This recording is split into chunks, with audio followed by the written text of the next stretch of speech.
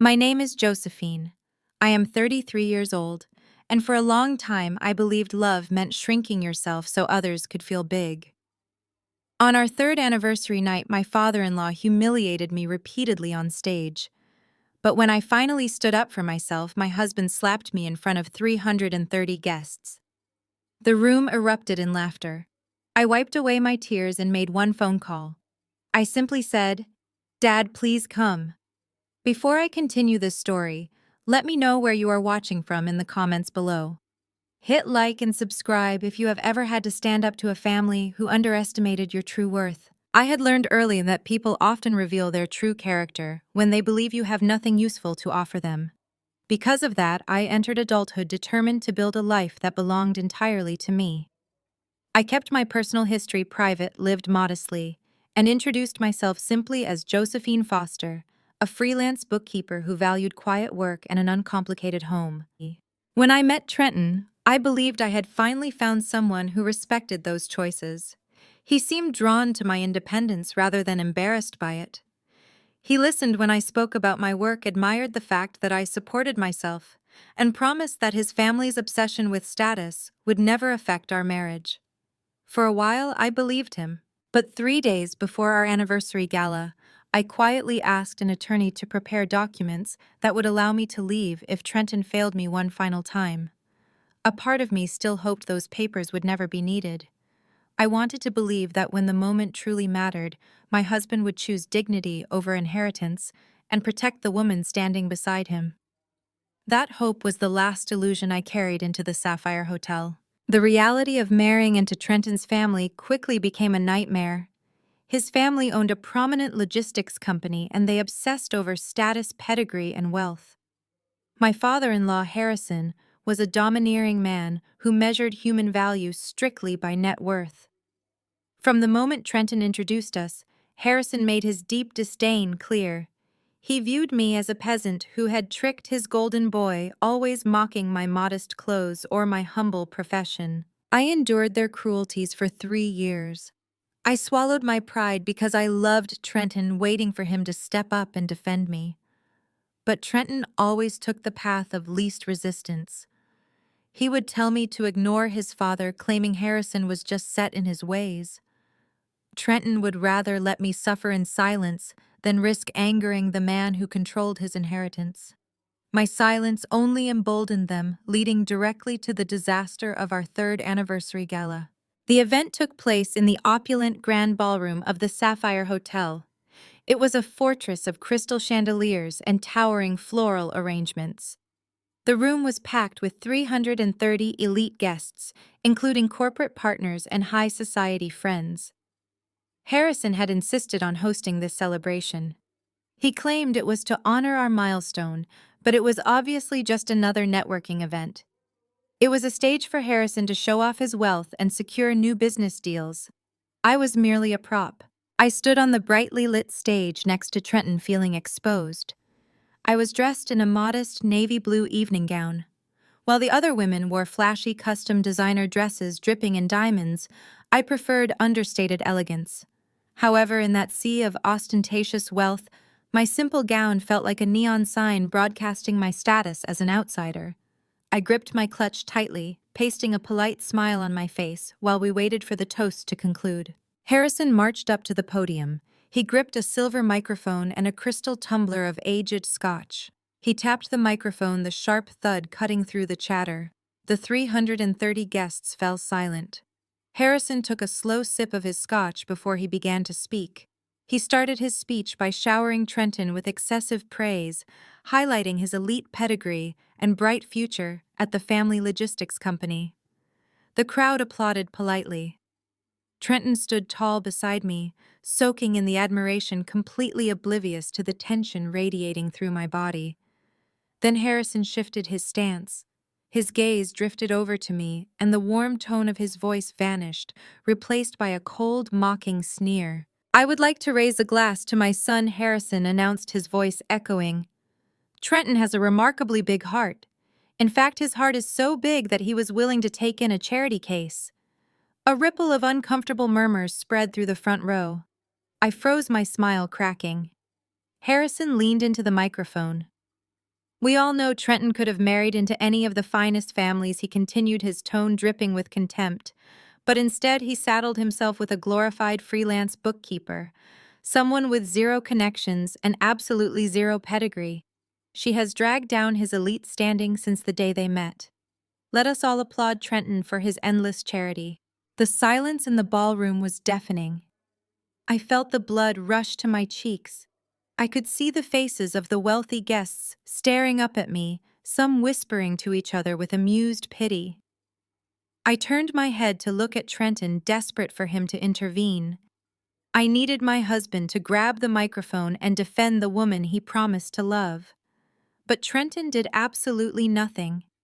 He just stood there staring at his shoes. In fact, I could see a faint, pathetic smirk playing on his lips. He was perfectly willing to let me be publicly sacrificed to stroke Harrison's massive ego. In that singular moment, the illusion of my marriage completely shattered. I realized I had spent 3 years shrinking myself for a family of arrogant bullies. I had tolerated their disrespect to keep the peace, but there was no peace to be found here. Refusing to be humiliated for 1 second longer, I stepped forward. My modest navy blue gown rustled as I moved toward the podium. I reached out and took the silver microphone directly from Harrison's hand. He was too shocked by my sudden movement to resist. The heavy metal felt cold against my clammy palms. I looked out at the sea of 330 elite guests, my vision perfectly clear. I turned my head to look directly into Harrison's arrogant eyes. I spoke calmly, my voice projecting loud and steady across the massive ballroom. I said, "Respect is something that must be earned through character and integrity, Harrison. It is not something you simply inherit along with a bank account. You have absolutely no right to speak to me this way." Before I could even finish my sentence, Trenton lunged across the stage. His face was contorted with sudden explosive rage. "How dare you speak to my father that way?" he snarled. He reached out and violently ripped the microphone from my hands. The sudden force threw me slightly off balance. Before I could process his movement, before I could even raise my hands to protect myself, Trenton swung his arm back. He slapped me incredibly hard right across the face. The sharp, violent crack of his hand hitting my cheek echoed loudly over the stage sound system, ringing in the ears of every single person in the room. I stumbled backward, my hand flying to my stinging face as the physical shock washed over me. I tasted a warm, metallic drop of blood on my bottom lip. The entire ballroom held its collective breath in stunned silence. The heavy silence stretched for what felt like an eternity. Nobody rushed forward to help me. The elite crowd simply stood there, silently judging the woman who dared to disrupt their perfect evening of self-congratulation. Several guests shifted uneasily in their seats, but not one of them stepped forward. A woman near the stage lowered her eyes and pretended to adjust her bracelet. One of Harrison's business partners glanced toward the exit, clearly more concerned about being associated with a scandal than about the fact that a woman had just been assaulted in front of him.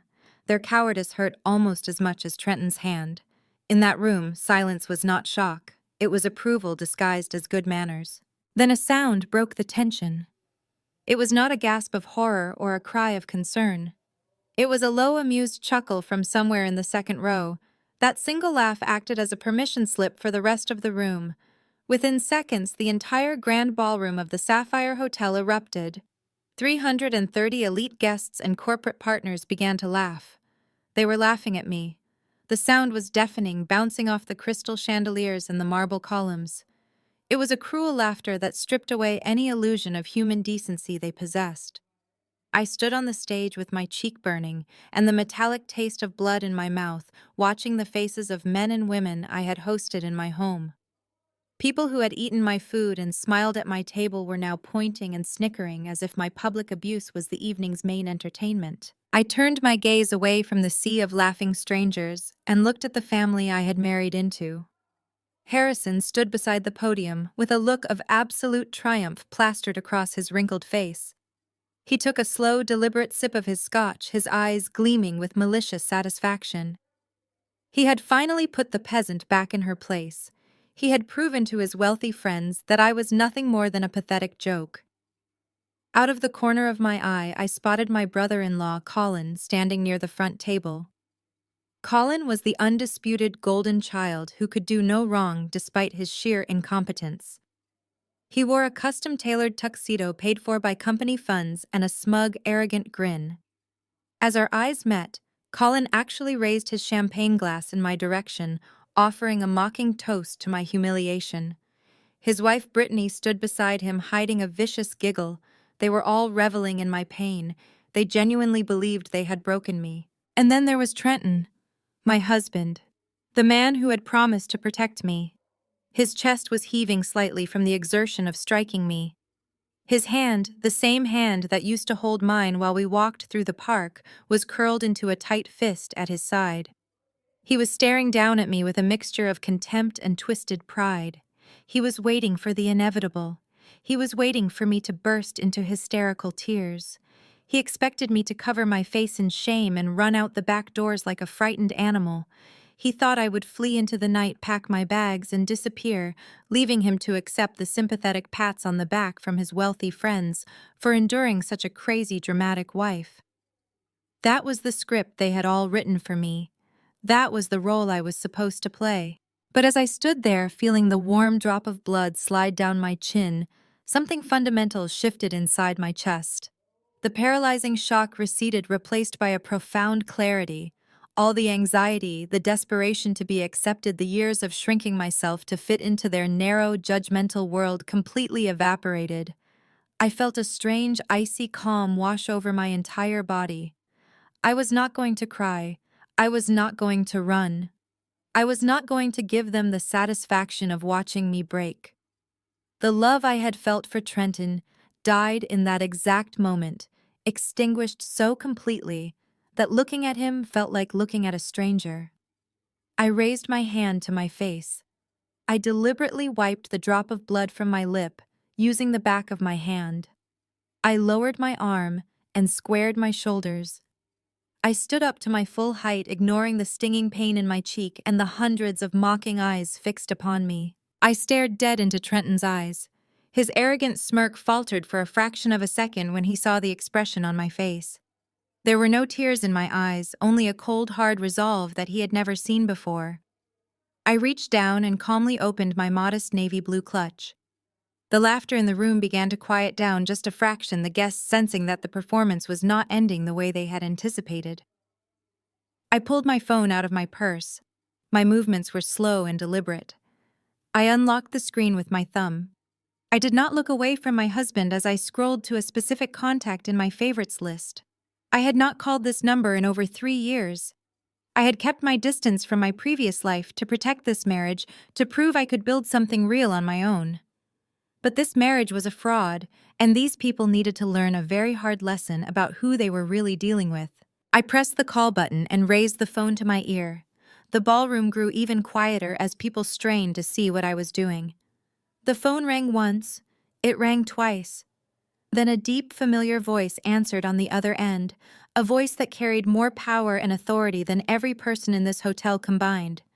I took a deep breath. I spoke clearly and loudly, ensuring my voice carried over the lingering murmurs of the front row guests. "Dad," I said, keeping my tone perfectly steady. "Please come to the Sapphire Hotel. Now." I did not offer any explanation or even tell him I was hurt. I knew that a single brief call from me asking him to come would be enough to bring his entire world to a halt. I ended the call and slipped the phone back into my clutch. Trenton let out a harsh, barking laugh that broke the tension in the room. He stepped forward, raising the microphone so everyone could hear his response. "Did you really just call your imaginary deadbeat father?" He sneered, his voice dripping with condescension. "You think that broke-down mechanic is going to march into the Sapphire Hotel and do what exactly?" "Save you." "You are more pathetic than I thought, Josephine. Your father probably cannot even afford the valet parking outside." A new wave of laughter rippled through the elite crowd at Trenton's cruel joke. Harrison chuckled from the podium, shaking his head in mock pity. They were all so confident in their superiority, so secure in their belief that I was nothing more than a poor, helpless woman clinging to a fictional savior. They stood there in their expensive tuxedos and designer gowns, completely unaware of the massive storm that was about to hit them. Trenton thought he was mocking a struggling blue-collar worker. He had absolutely no idea that the man I had just summoned, the man currently mobilizing his security team to descend upon this very building, was Jonathan Carmichael. He did not know that my father was the ruthless billionaire investor they had spent months desperately courting, the exact same titan of industry they were throwing this lavish gala to impress. And he certainly did not know that his foolish, violent mistake was about to cost him everything he had ever valued. Before the shocked murmurs spreading throughout the crowded ballroom could escalate into full-blown panic over my cryptic phone call, Trenton lunged forward, his hand clamped down on my bare upper arm like a vice. The grip was tight enough to leave bruises completely shattering the polished gentleman persona he usually displayed in public. He yanked me forcefully backward, his stiff fingers digging deep into my skin. "What are you doing?" he hissed, through gritted teeth, keeping his voice just low enough so the front row could not hear his sudden panic. He did not wait for me to give him an answer. Instead, he pulled me roughly off the stage, forcing me to stumble down the carpeted stairs in my heels. The sea of wealthy guests parted for us, their cruel laughter fading into confused whispers as Trenton dragged me through the crowd. He was moving fast, desperate to hide the mess he had just created, before the elusive billionaire investor arrived. We passed tables adorned with crystal centerpieces and white roses, the opulent decorations mocking the violent reality of my marriage. He hauled me down a dimly lit hallway just off the main floor and shoved me through a set of heavy mahogany doors into a secluded VIP lounge. The heavy doors slammed shut behind us, cutting off the noise of the gala and sealing us in a suffocating silence. Trenton immediately turned on me like a cornered animal, his face turning bright red and his chest heaving heavily. He paced the plush carpet of the private room, running his hands through his perfectly styled hair. "Are you completely out of your mind?" he shouted, no longer bothering to keep his voice down. "You just humiliated my father in front of every major investor in this city. You embarrassed me in front of my partners. We are about to sign the biggest deal in the history of our company tonight, and you pull a stunt like this." I stood silently by the dark leather sofa, rubbing my throbbing arm where his cruel fingers had dug in. My cheek was still burning from his slap, but the physical pain was completely eclipsed by the icy realization of who this man truly was. "I did not humiliate your father," I replied, keeping my voice dangerously calm. "Your father humiliated himself, and you stood there and let him do it. You slapped your own wife to protect the ego of a man who respects absolutely no one." Trenton stopped pacing and stepped toward me, pointing a trembling finger in my face. "You are my wife, and you owe this family some respect. You owe us everything. You came into this marriage with absolutely nothing, Josephine. Do you hear me? Nothing. You were a desperate, orphaned freelance accountant living in a tiny apartment when I found you. My family generously gave you a respected name. We gave you high status. We pulled you out of your pathetic, miserable life, and this is how you repay us. You call some imaginary deadbeat relative to come save you. You are Josephine Foster, a nobody from nowhere, and you just tried to ruin the most important night of my entire life." His harsh words were meticulously designed to break me down, to remind me of the carefully crafted persona I had worn for the past 3 years. Trenton genuinely believed I was a struggling bookkeeper with no family to speak of. A woman named Josephine Foster, who was entirely dependent on his wealth and his family prestige. As he continued to brutally hurl insults at me, my mind drifted away from his screaming and focused on the hidden truth of my existence. I let him yell, absorbing every vile word, because each insult only confirmed that my ultimate plan had been entirely necessary. Trenton thought my maiden name was Foster. He did not know that Foster was simply my late mother, maiden name a name I had legally adopted to hide my true identity from the world. I was not an orphaned accountant who desperately needed a wealthy husband to save her. I was Josephine Carmichael, I am the sole heir to Jonathan Carmichael, a legendary titan of corporate acquisitions and a man whose net worth overshadowed Harrison failing company by several billions of dollars. Growing up as a Carmichael meant growing up in a gilded cage. From the moment I was old enough to understand wealth, I was surrounded by a constant parade of sycophants, opportunists, and gold diggers. People did not want to know me for who I was. They wanted to know me for what my father could do for them. Every friendship felt like a transaction. Every romantic interest felt like a carefully calculated business pitch. I watched men try to court me simply to gain access to my father's boardroom. It was an incredibly lonely way to live constantly, wondering if anyone actually cared about the woman behind the massive trust fund. So when I graduated from university, I made a drastic decision.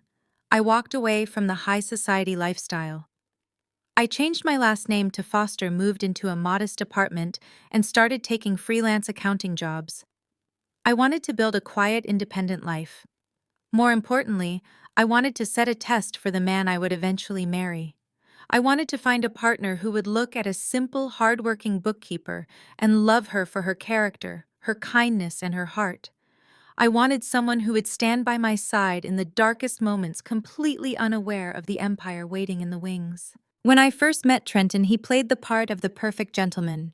He seemed to admire my independence and my work ethic. He made me feel like I was enough, just as I was. But over the past 3 years, the mask had slowly slipped. I watched him yield to his father, bullying time and time again. I watched him prioritize status over human decency. And tonight, by slapping me across the face to silence my defense of my own dignity, Trenton had spectacularly, unforgivably failed the test. He proved that he only valued power and he believed I had none. I looked at my husband, really looked at him, and felt nothing but profound pity. He was still ranting, his face red with exertion, demanding that I apologize and promising to fix the mess I had made. "You are going to walk back out there," he commanded, his voice dripping with venom.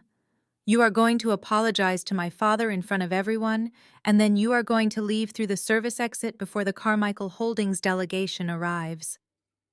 I stared at him with absolute coldness. I let his commands hang in the heavy air of the VIP lounge. I took a slow, deep breath, feeling the phantom sting on my cheek where his hand had struck me. "You really believe you hold all the cards?" I said, softly, cutting through his tirade. "You believe you can treat people like garbage simply because you think their bank account is smaller than yours? You married Josephine Foster because you thought you could control her. You thought her lack of connections meant you could break her spirit whenever it suited your father mood. But you made a truly fatal miscalculation, Trenton. You completely failed to realize that the quiet, patient women are usually the ones holding the sharpest knives." Trenton stared at me, his eyes narrowing as he tried to process my words. For a fraction of a second, a flicker of genuine uncertainty crossed his face. He was not used to me speaking with such cold authority. But his ingrained arrogance quickly shoved any doubt aside. He let out a scoff, shaking his head as if I were a child throwing a tantrum.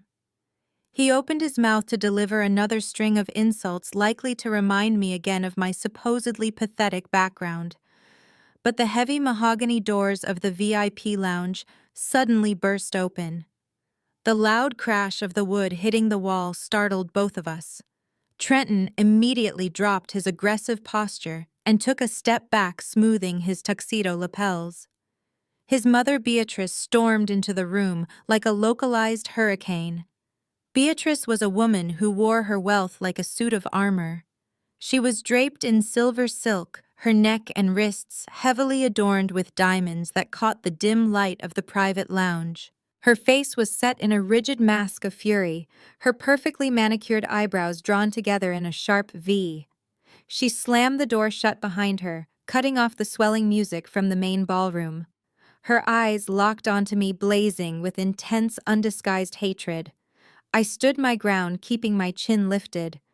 My left cheek was pulsing with pain, the skin tight and swollen from where Trenton had struck me just minutes earlier. The red mark was stark against my pale skin. Anyone with basic human empathy would have shown at least a flicker of concern seeing a woman with a bruised face standing next to her enraged husband. But Beatrice did not even blink. She did not ask if I was all right, and she certainly did not reprimand her son for resorting to physical violence. Instead, her gaze swept over my injury with complete and utter indifference, as if a bruised cheek was simply another fashion faux pas I had committed to embarrass her family. "What on earth is going on in here?" Beatrice hissed, her voice vibrating with barely contained rage. She marched toward us, her heels clicking sharply against the floor. "We have 300 of the most important people in this city sitting in our ballroom, and the two of you are hiding in here like petulant teenagers. The Carmichael delegation is going to arrive at any moment. Do you understand the magnitude of tonight, Trenton? We are about to secure a deal that will elevate this family to an entirely new echelon of society, and your wife is out there causing a public spectacle." Trenton immediately shrank under his mother's glare. He lost all the terrifying bravado he had displayed just moments ago when he was cornering me. It was honestly pathetic to watch a grown man cower like a scolded boy. "I was handling it, Mother," he stammered, his voice dropping an octave. "She just lost her temper. I brought her in here to calm her down before the investors arrive. I am going to have security escort her out the back." Beatrice turned her piercing glare back to me. Her eyes raked up and down my modest navy blue gown, her upper lip curling into a sneer of pure disgust. "We do not have time for security protocols right now," she snapped, never breaking eye contact with me. "The loading docks are crawling with catering staff and event planners. If anyone sees her being dragged out by guards, it will only fuel the gossip she has already started. We cannot afford even a whisper of scandal tonight. The Carmichael executives demand absolute perfection, and they do not associate with messy, dramatic families." She reached into her glittering silver clutch, her fingers digging around for a moment. I watched her maintaining my icy composure, wondering what kind of twisted logic was forming in her mind. Beatrice pulled out a crisp, brand-new $100 bill. She aggressively crumpled the paper money in her fist, squeezing it into a tight, wrinkled ball. Without a single word of warning, she threw the crumpled bill directly at my chest. It hit my collarbone and dropped onto the carpet, landing near the tip of my high heel. "Pick it up," Beatrice commanded, pointing a long jewel-encrusted finger at the floor. "That is likely more money than you make in a week balancing books for small-town diners. Consider it hazard pay for your injured pride." Now listen to me very carefully, Josephine. You are going to turn around, walk down the back corridor, and take the service elevator directly down to the basement kitchens. You are going to find the catering manager and tell him you are there to help wash the dishes. I stared at her, letting the sheer absurdity of her demand hang in the air. She wanted me, her daughter-in-law, to scrub plates in the basement simply to hide me from the billionaire she was so desperate to impress. She wanted me buried out of sight so she could pretend I did not exist. Trenton nodded enthusiastically, completely agreeing with his mother's appalling plan. "Yes," he urged, stepping closer to Beatrice for support. "Go to the kitchens, stay out of sight. Keep your head down and do not speak to a single person. When the gala is over and the contracts are signed, I will come down and deal with you. If you show your face on the main floor before, then I swear I will make sure you never work in this city again." Their cruelty no longer surprised me. What surprised me was how small they suddenly appeared. Beatrice needed diamond servants and public obedience to convince herself that she possessed authority. Trenton needed his mother standing beside him before he could speak with confidence. The crumpled bill at my feet was not proof of their power. It was proof of their desperation to reduce every human interaction to a price. Without offering either of them a reaction, I slowly lowered my gaze to the carpet. I bent my knees, keeping my back perfectly straight, and reached down. My fingers brushed the soft fabric of the hotel carpet as I picked up the crumpled $100 bill. I stood back up, taking my time to slowly smooth out the wrinkled paper. I flattened the edges, my movements deliberate and completely unbothered. Once the bill was smooth, I neatly folded it in half and tucked it inside my navy blue clutch, clicking the metal clasp shut. Then I looked up. I looked past Trenton and focused entirely on Beatrice. I let a slow, chilling smile spread across my face. It was not a smile of surrender. It was a smile of absolute terrifying certainty. It was the kind of smile that promised a reckoning. The temperature in the room seemed to drop. Beatrice visibly stiffened, taking a tiny involuntary step backward. Her confident sneer faltered, replaced by a sudden flash of confusion. She had fully expected me to simply stand there and sob. She had absolutely not expected me to look at her as if I held her entire existence in the palm of my hand. I turned toward the heavy service doors. "I will gladly go to the kitchen, Beatrice," I said softly. "I need a quiet place to make my second phone call." I turned toward the heavy mahogany doors and walked out without waiting for permission. The string quartet swelled behind me for a few seconds before the doors closed, sealing Trenton and Beatrice inside the VIP lounge with their fury. The service corridor was narrow and dim, a hidden artery running behind the polished beauty of the Sapphire Hotel.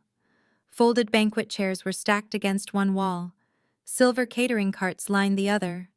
The air smelled of lemon disinfectant coffee and the faint metallic scent of industrial kitchens. I walked past the service elevator without pressing the button. Beatrice had been right about one thing. I needed privacy for my second call. Near the end of the hallway, I found an emergency exit alcove shielded from the ballroom by two concrete walls.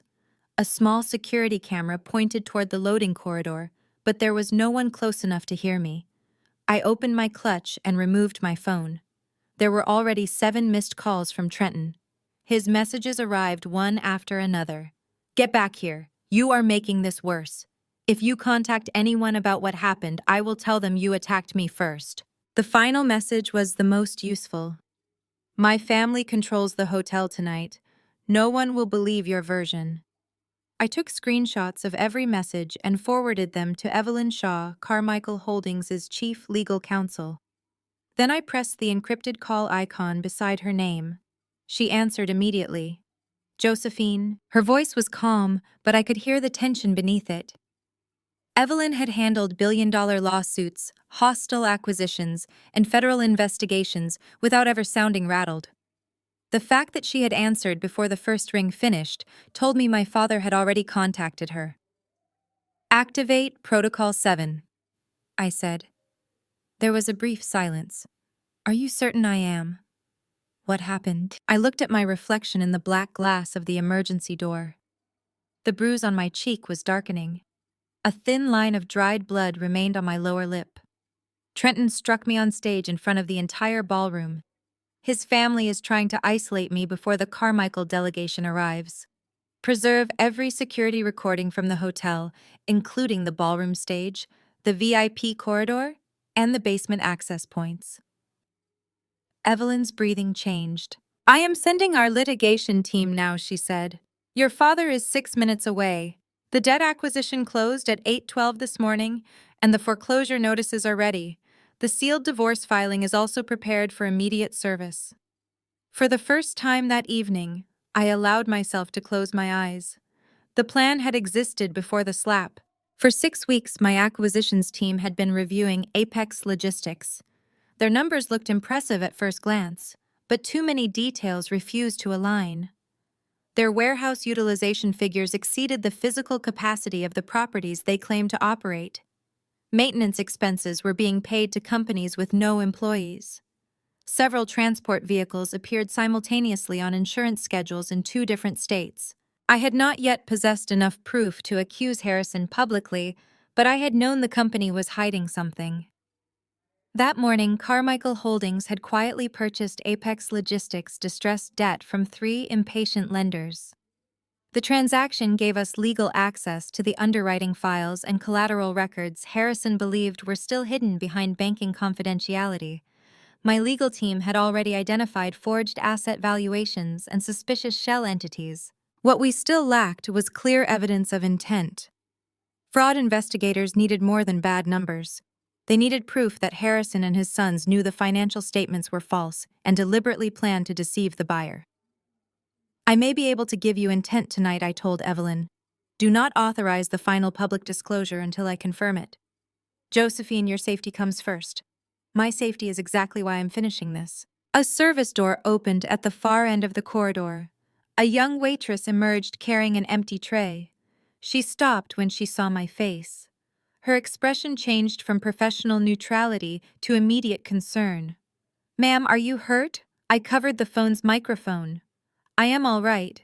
She looked toward the VIP lounge. "Did someone in there do that to you?" I studied her name tag. "Maya Reynolds. I need you to answer one question, Maya. Are the ballroom cameras recording continuously?" "Yes. The stage cameras feed into the hotel security office. The hallway cameras do too. Can a private client order the recordings deleted?" Her eyes widened. "They can request privacy restrictions, but deletion would require approval from the general manager." I returned the phone to my ear. "Evelyn, did you hear that? Every word. Send a formal preservation notice to the hotel general manager immediately. Copy the hotel's outside counsel. Include the ballroom VIP corridor service elevator and loading dock recordings. I am drafting it now." Maya remained beside me, gripping her tray with both hands. I lowered the phone again. "Please do not discuss this with the Henderson family. Go directly to your manager and tell him the surveillance system may contain evidence of an assault. Do not confront anyone." She nodded quickly. "Do you need ice?" The simple question nearly broke through the control I had fought to maintain. In an entire ballroom filled with wealthy people who claimed to represent sophistication and good breeding, this young waitress was the first person who had asked whether I needed help. "Yes," I said. "Thank you." She disappeared through the service door and returned less than a minute later with a clean towel wrapped around a small bag of ice. I pressed it gently against my cheek. The cold burned at first, then dulled the persistent throbbing. Evelyn returned to the call. "The preservation notice has been delivered. The hotel general manager has acknowledged receipt. Jonathan's vehicles are entering the hotel district now." "Good. Tell my father not to enter the ballroom yet. Have him come through the main lobby with counsel and security. I want the Hendersons assembled when he arrives. You are asking him to remain calm after seeing your photograph." I glanced down. Maya must have seen me take the picture of my injury and send it with the messages. "Tell him I am standing and tell him this is my decision, I will. One more thing. Prepare a federal referral package, but do not send the final supplement until I transmit evidence from inside the hotel. I believe someone in this family is arrogant enough to confess if given the chance." Evelyn knew me well enough not to ask how I intended to obtain that confession. "Understood." I ended the call and slipped my phone back into my clutch. The VIP lounge doors opened behind me. Trenton stepped into the hallway, his face still flushed. Beatrice remained just inside the doorway. They had clearly expected to find me waiting helplessly by the elevator. Trenton saw the ice against my cheek and immediately looked around for the person who had given it to me. "Who have you been talking to?" he demanded. I lowered the ice pack. "The people responsible for cleaning up the mess your family created." He moved toward me, but the emergency door beside us suddenly opened. The hotel's assistant banquet manager entered, followed by two members of staff. The preservation notice had already begun moving through the building. Trenton stopped, unwilling to touch me in front of new witnesses. I smiled faintly.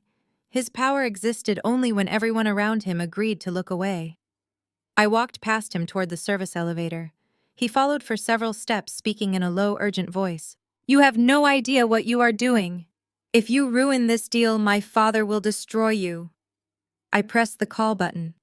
"You should be far more concerned about what happens if the deal goes forward." The metal doors opened. I stepped inside and turned to face him. Beatrice had joined him in the corridor. Mother and son stood together beneath the harsh fluorescent lights, their expensive clothing strangely out of place among the stacked chairs and service carts. Trenton pointed at me. "You stay in that kitchen until I come for you." The doors began to close. "That is no longer your decision." The final gap disappeared, sealing me inside the elevator. I pressed the button for the basement level and watched the floor numbers begin to descend. The descent was painfully slow. The ancient elevator groaned and shuddered, but the absolute solitude gave me a necessary moment to gather my thoughts.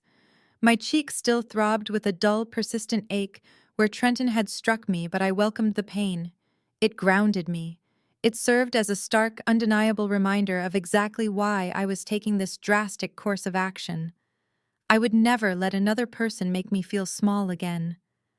The elevator jolted to a halt, and the doors opened to reveal the chaotic basement kitchen of the Sapphire Hotel. The contrast to the quiet elegance of the ballroom above was incredibly jarring. It was a brightly lit, cavernous space, filled with gleaming stainless steel prep tables, massive industrial ovens, and the frantic shouts of the catering staff. Waiters in crisp white shirts rushed past me, balancing massive silver trays of delicate appetizers. Executive chefs barked orders over the deafening clatter of heavy pots and pans. The air was thick and sweltering heavy with the rich scent of roasting meats and simmering sauces. I stepped out of the elevator and carefully navigated my way around a large, rolling rack of polished wine glasses. I needed to find a quiet corner far away from the chaotic dinner rush, so I could pull out my phone and make the necessary arrangements with my father's security team. I spotted a secluded alcove near the massive walk-in freezers, shielded from the main cooking lines by a tall wall of wire industrial shelving. I headed toward it, my heels clicking sharply against the greasy tile floor. I was just reaching into my navy blue clutch to retrieve my phone when a sharp, nasally voice cut through the background noise. "Well, look what the stray cat dragged down to the basement." I froze, my hand hovering over the clasp of my purse. I knew that condescending tone instantly. I turned around slowly to find Colin Trenton, older brother, and the undisputed golden child of the family casually leaning against a stainless steel prep table. Standing right beside him, practically hanging off his arm, was his wife Brittany. They both held tall crystal flutes filled with stolen champagne. They must have sneaked down here to harass the catering staff, or simply to hide from Harrison's endless overbearing demands for a few minutes. Now they had stumbled upon a much more entertaining target to pass the time. Brittany took a slow, theatrical sip of her champagne, her heavily lined eyes sweeping over me with undisguised contempt. She wore a skin-tight ruby-red sequined gown that looked entirely too expensive for someone whose family business was supposedly thriving. Her blonde hair was pulled back into a severe ponytail that matched her sharp, angular features. Her gaze stopped abruptly at my face. She let out a loud gasp of mock horror, her manicured hand flying dramatically to her chest. "Oh my goodness, Josephine," she mocked, stepping a few paces closer to eagerly inspect my bruised cheek. "What on earth happened to your face? Did you trip over your own clumsy, uncultured feet? Or did Trenton finally decide he had enough of your pathetic charity act and put you in your place?" Colin let out a loud, obnoxious laugh that echoed off the tiled walls. He took a long swallow from his glass, looking me up and down with total, unapologetic disdain. "He probably finally knocked some sense into her empty head," Colin sneered, adjusting the cuffs of his tailored tuxedo. "I told him years ago he was making a massive, humiliating mistake marrying a girl with zero pedigree and empty pockets. I mean, look at you right now. You are standing in the service kitchen exactly where you belong. Mom just texted us. She told us she sent you down here to scrub dishes so you would not embarrass us in front of the actual important people arriving tonight. I guess the trash always finds its way to the dumpster eventually." I stood my ground, keeping my posture straight and my expression entirely neutral. I did not raise my voice, and I did not let them see even a single flicker of intimidation. "It is endlessly fascinating how brave you two act when you are hiding down in a basement," I said smoothly, locking eyes with Colin. "I am quite sure Harrison would love to know that his golden boy is down here drinking stolen hotel champagne while he is upstairs desperately trying to manage a room full of impatient, wealthy investors." Colin's arrogant smile vanished instantly, replaced by a sudden flash of genuine volatile anger. He pushed himself off the prep table, taking a menacing step toward me, towering over my frame. "You really need to watch your mouth, you little nobody," he threatened, jabbing a finger aggressively in my direction. "You have absolutely no idea what is actually happening tonight. You do not understand the stakes of this gala, and you certainly do not understand how dangerously close we are to losing everything because of your little emotional stunt on that stage." I tilted my head, feigning mild, polite curiosity. Losing everything, I asked, softly letting the question hang in the humid air. That sounds like a rather dramatic statement for a family that supposedly possesses endless untouchable wealth. Brittany scoffed loudly, rolling her eyes and tossing her hair over her shoulder. She is far too stupid to understand complex corporate finance, Colin. Why are you even talking to her? Do not waste your breath on a peasant. But Colin was exactly like his father. He was driven by a desperate, insatiable need to feel superior, and he could never resist an opportunity to brag about his own perceived brilliance, even to someone he despised. No, I want her to understand exactly how badly she messed up, Colin said, his voice dropping into a conspiratorial, aggressive whisper. You think tonight is just some lavish anniversary party? You think my father threw this massive $1 million event just to celebrate you in Trenton? You really are an absolute idiot. This entire gala is a desperate cover-up. Our family company Apex Logistics is bleeding out. We are practically bankrupt. The market shifted, our major supply chains completely collapsed, and we currently owe tens of millions to our creditors. If we do not secure a massive infusion of cash tonight, the banks are going to foreclose on everything we own. They are going to take the company, they are going to take the primary estate, and they are going to repossess my sports cars. He took another step closer, clearly savoring my silent, unblinking reaction. But we are not going to lose a single dime, he boasted, a sickeningly proud, greedy grin spreading across his face. Because tonight, the founder and chairman, CEO of Carmichael Holdings is walking through those brass doors. We have spent the last 6 months aggressively courting his elite acquisition team. We submitted our official financial reports, and they are completely blind to the actual crushing debt we are hiding. We cooked the books so perfectly, shifting the deficits into shell companies that even their world-class auditors did not catch the discrepancies. The billionaire is coming tonight to sign a blind acquisition deal. He is going to buy Apex Logistics for a massive unearned premium, and he is going to absorb all of our hidden debt without even realizing it. He is going to bail us out entirely, and we are going to walk away richer than we have ever been. Brittany smirked, leaning heavily against her husband's arm with a wicked, triumphant gleam in her eyes. And that is exactly why your little emotional outburst on the stage was so incredibly dangerous, she added, pointing her crystal champagne flute directly at my chest. You are going to stay down here until the signatures are on the contracts, Brittany said. I am not losing my house, my membership at the Lakeview Club, or the life I built because you suddenly decided to grow a spine. Once the money arrives, none of this will matter.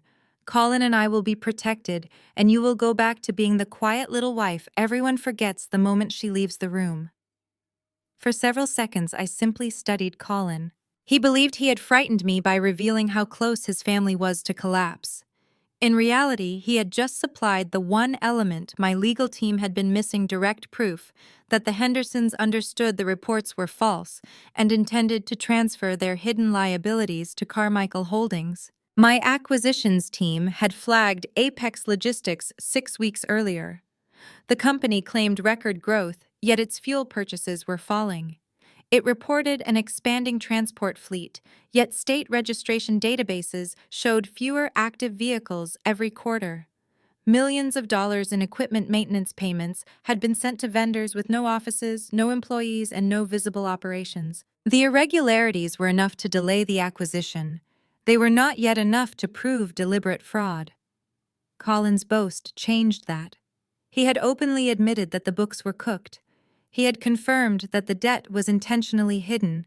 Most importantly, he had stated that the entire purpose of the gala was to persuade Carmichael Holdings to sign before discovering the truth.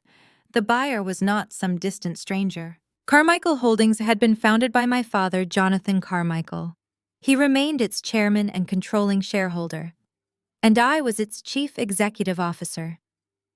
Colin had spent the last several minutes explaining to the woman responsible for approving the acquisition exactly how his family planned to defraud her company. He had done it while drinking stolen champagne and laughing at the bruise on her face. I did not need to argue with him.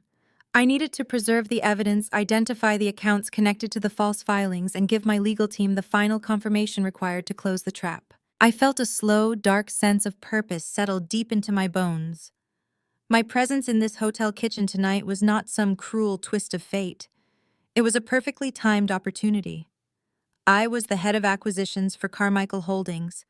I was the exact person responsible for vetting and approving every single corporate purchase our firm made. And right now, the targets of my current investigation were standing directly in front of me, sipping stolen champagne and mocking my bruised face. I did not offer Colin the satisfaction of a verbal response. I did not waste my breath defending my honor or arguing against his vicious insults. His words meant absolutely nothing to me anymore. I slowly turned my gaze away from his smug face and looked around the frantic, crowded kitchen. I spotted a clean section of a long stainless steel prep table situated just a few feet away from the heavy walk-in freezer. Without another word, I turned my back on Colin and Brittany. I walked with slow, deliberate, measured steps toward the gleaming metal table. The sharp clicking of my high heels on the greasy tile floor cut through the ambient noise of the busy kitchen staff. "Where do you think you are going?" Colin demanded, his voice suddenly sharp with renewed irritation. "I told you to stay put and keep your mouth shut until the gala is completely over. Do not even think about trying to sneak back upstairs, Josephine. I swear I will have the security guards drag you out by your hair." I ignored his threats. I reached the stainless steel prep table and calmly set my oversized navy blue envelope clutch on the cold metal surface. When I had packed my purse earlier this evening, I had made sure to bring the one tool I never left home without. I unclasped the heavy metal closure of the clutch and reached inside. Tucked perfectly against the silk lining was my custom ultra-thin, secure micro laptop. It was a sleek, state-of-the-art device engineered specifically for the top-tier executives at Carmichael Holdings, designed to handle highly sensitive corporate data from absolutely anywhere in the world. I pulled the slim, matte, black device from my purse and placed it squarely on the prep table. I opened the screen. The device remained dark and locked, protected by layers of military-grade encryption.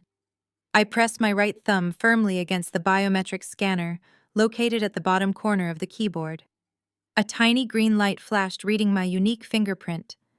Within a fraction of a second, the screen glowed to life, instantly granting me direct, unrestricted access to the Carmichael Holdings private executive server.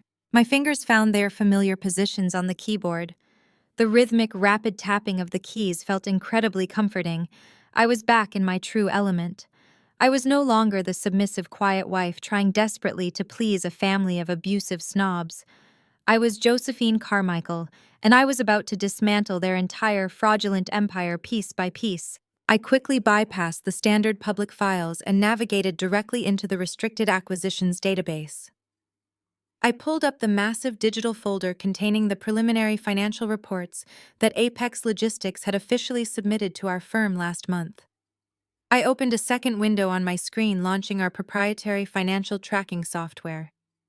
I needed to cross-reference their submitted data with the hidden banking pathways I knew men like Colin always used when they were trying to hide large sums of stolen money. Behind me, I heard the sharp mocking sound of Brittany letting out a loud, obnoxious laugh.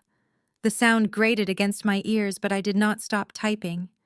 She took a few steps toward my table, her high heels clicking loudly. "Oh my goodness, look at her!" Colin, Brittany cackled, her voice dripping with absolute toxic condescension. "She is completely losing her mind. She is actually standing in a hotel basement trying to do busy work." "What are you doing, Josephine? Are you furiously updating your pathetic little resume? Are you trying to find a new freelance bookkeeping job before Trenton officially hands you divorce papers tomorrow morning? You really should be looking for a cheap apartment to rent, because you are definitely not sleeping in our family estate tonight." I kept my eyes locked on the glowing screen of my laptop. My eyes darted across the complex columns of financial data, searching for the telltale inconsistencies. It took me less than 45 seconds to find exactly what I was looking for. There it was, shining like a beacon. A massive, glaring irregularity hidden deep within their highly classified quarterly expenditure reports. They had deliberately routed millions of dollars through a dummy corporation registered in the Cayman Islands, listing the illegal transfers as standard equipment maintenance fees to avoid any suspicion. I let out a soft, imperceptible sigh of satisfaction. The evidence was right here in front of me, undeniable and absolute. I stopped typing. I rested my hands flat on the cool metal of the prep table. I finally lifted my gaze from the bright laptop screen and turned my head just slightly to look at Brittany over my shoulder. "No, Brittany," I said, keeping my voice calm. "I am just looking at your husband's offshore wire transfers." Brittany froze. It took a few seconds for my words to register. When they did, her face contorted into pure confusion. She looked at her husband expecting him to laugh, but Colin was not laughing. The color had instantly drained from his face, leaving him sickly pale. He stared at my laptop screen, his mouth opening silently. "How could you possibly know about that?" Colin stammered. He took a hesitant step toward the prep table. "That is impossible. Those offshore accounts are encrypted. You are a freelance bookkeeper. You do not have the security clearance to access classified banking information. You have to be bluffing." I did not offer a verbal response. Instead, my fingers flew across the keyboard. I rapidly executed a sequence of classified commands that only top executives at Carmichael Holdings possessed the authorization to use. I placed an immediate freeze on every single asset associated with Apex Logistics. I targeted the hidden Cayman Island accounts and the personal trust accounts Colin and Harrison had padded with embezzled money.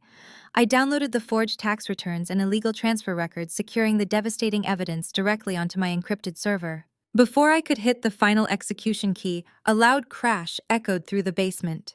The heavy double doors leading from the service hallway swung open with such force that they slammed against the tiled walls.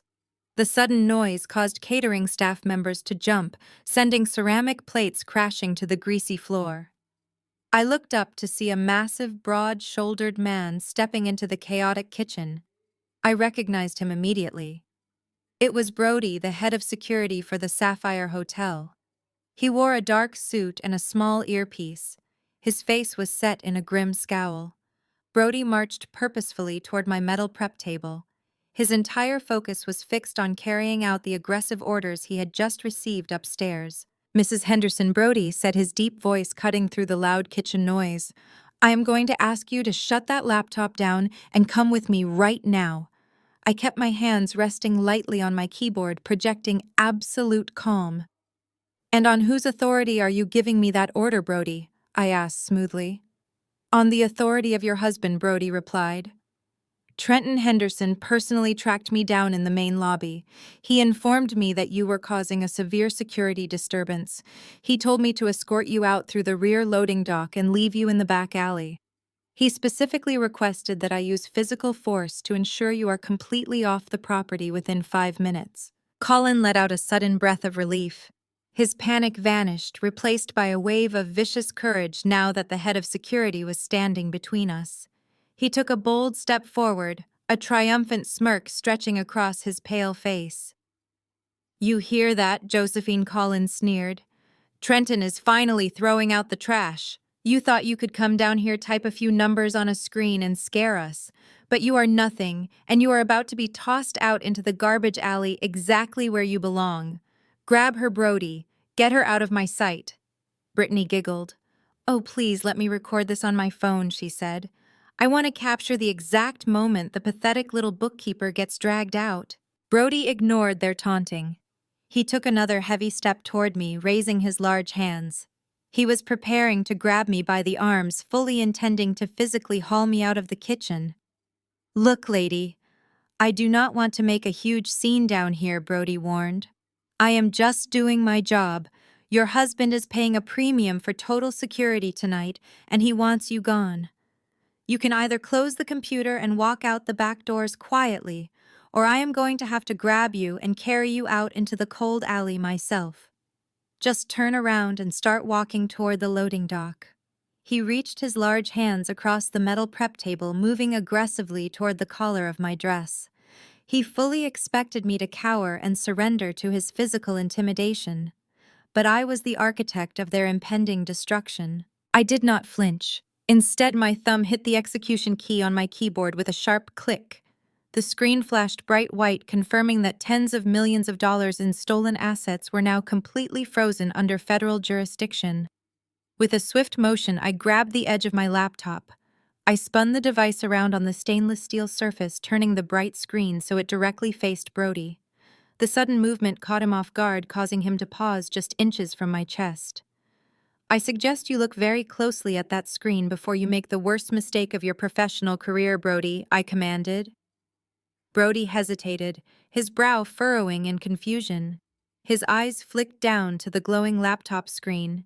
He stared at the complex array of financial dashboards and classified corporate data.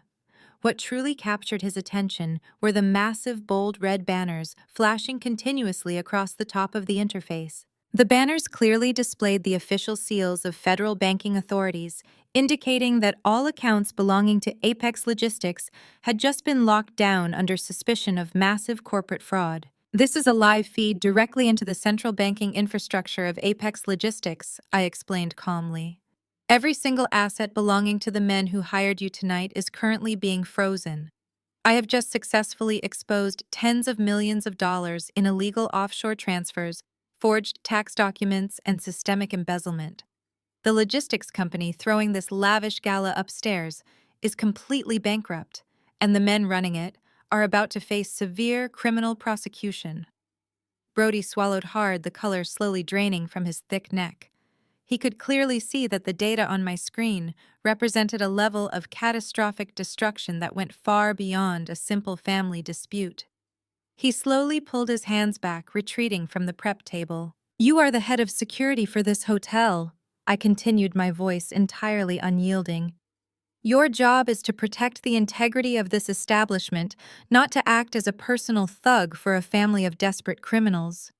You were hired to keep the peace, but Trenton Henderson just ordered you to physically assault a corporate executive to help him cover up federal embezzlement. If you lay a single finger on me, you will no longer just be a security guard following bad orders. You will be actively participating in the concealment of a massive financial crime." I leaned slightly forward. I locked eyes with the guard, ensuring he felt the full weight of my authority. "Touch me, and you will be the first accessory named in tomorrow morning's federal fraud indictment." The chaotic noise of the basement kitchen seemed to fade away completely. Brody stood absolutely frozen, his large chest rising and falling with rapid, shallow breaths. He looked at the flashing red warnings on the laptop screen. Then he looked at the swelling bruise on my cheek, finally connecting the violent reality of what Trenton had done to me with the massive financial crime I was exposing. The terrifying realization of his precarious situation crashed down upon him. He realized he was standing on the edge of a dangerous cliff, and I was holding the only rope. Brody slowly lowered his big hands, looking absolutely terrified. The imposing figure who had marched into the kitchen ready to violently eject me was completely gone. In his place stood a man who finally understood that he was caught in the middle of a catastrophic financial conspiracy. He swallowed hard, his eyes darting from the flashing warning banners on my screen to the cold, unwavering expression on my bruised face. I did not break eye contact. I let the silence stretch, forcing him to fully absorb the gravity of the situation. He was a professional hired to protect the hotel, not a mercenary paid to cover up federal embezzlement.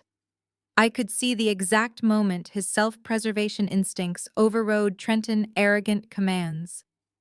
"I am sorry, ma'am," Brody said, his deep voice dropping to a cautious tone. I had absolutely no idea what was going on. I was given strict orders to remove a security threat. "I know exactly what you were told," I replied smoothly. I reached forward and pressed my thumb against the biometric scanner. The screen went black, encrypting the devastating financial evidence I had just captured. I closed the lid with a crisp snap. "And now that you are aware of the truth, I expect you to handle this situation with professionalism." I picked up the slim device and carefully slid it back into my navy blue clutch, snapping the metal closure shut.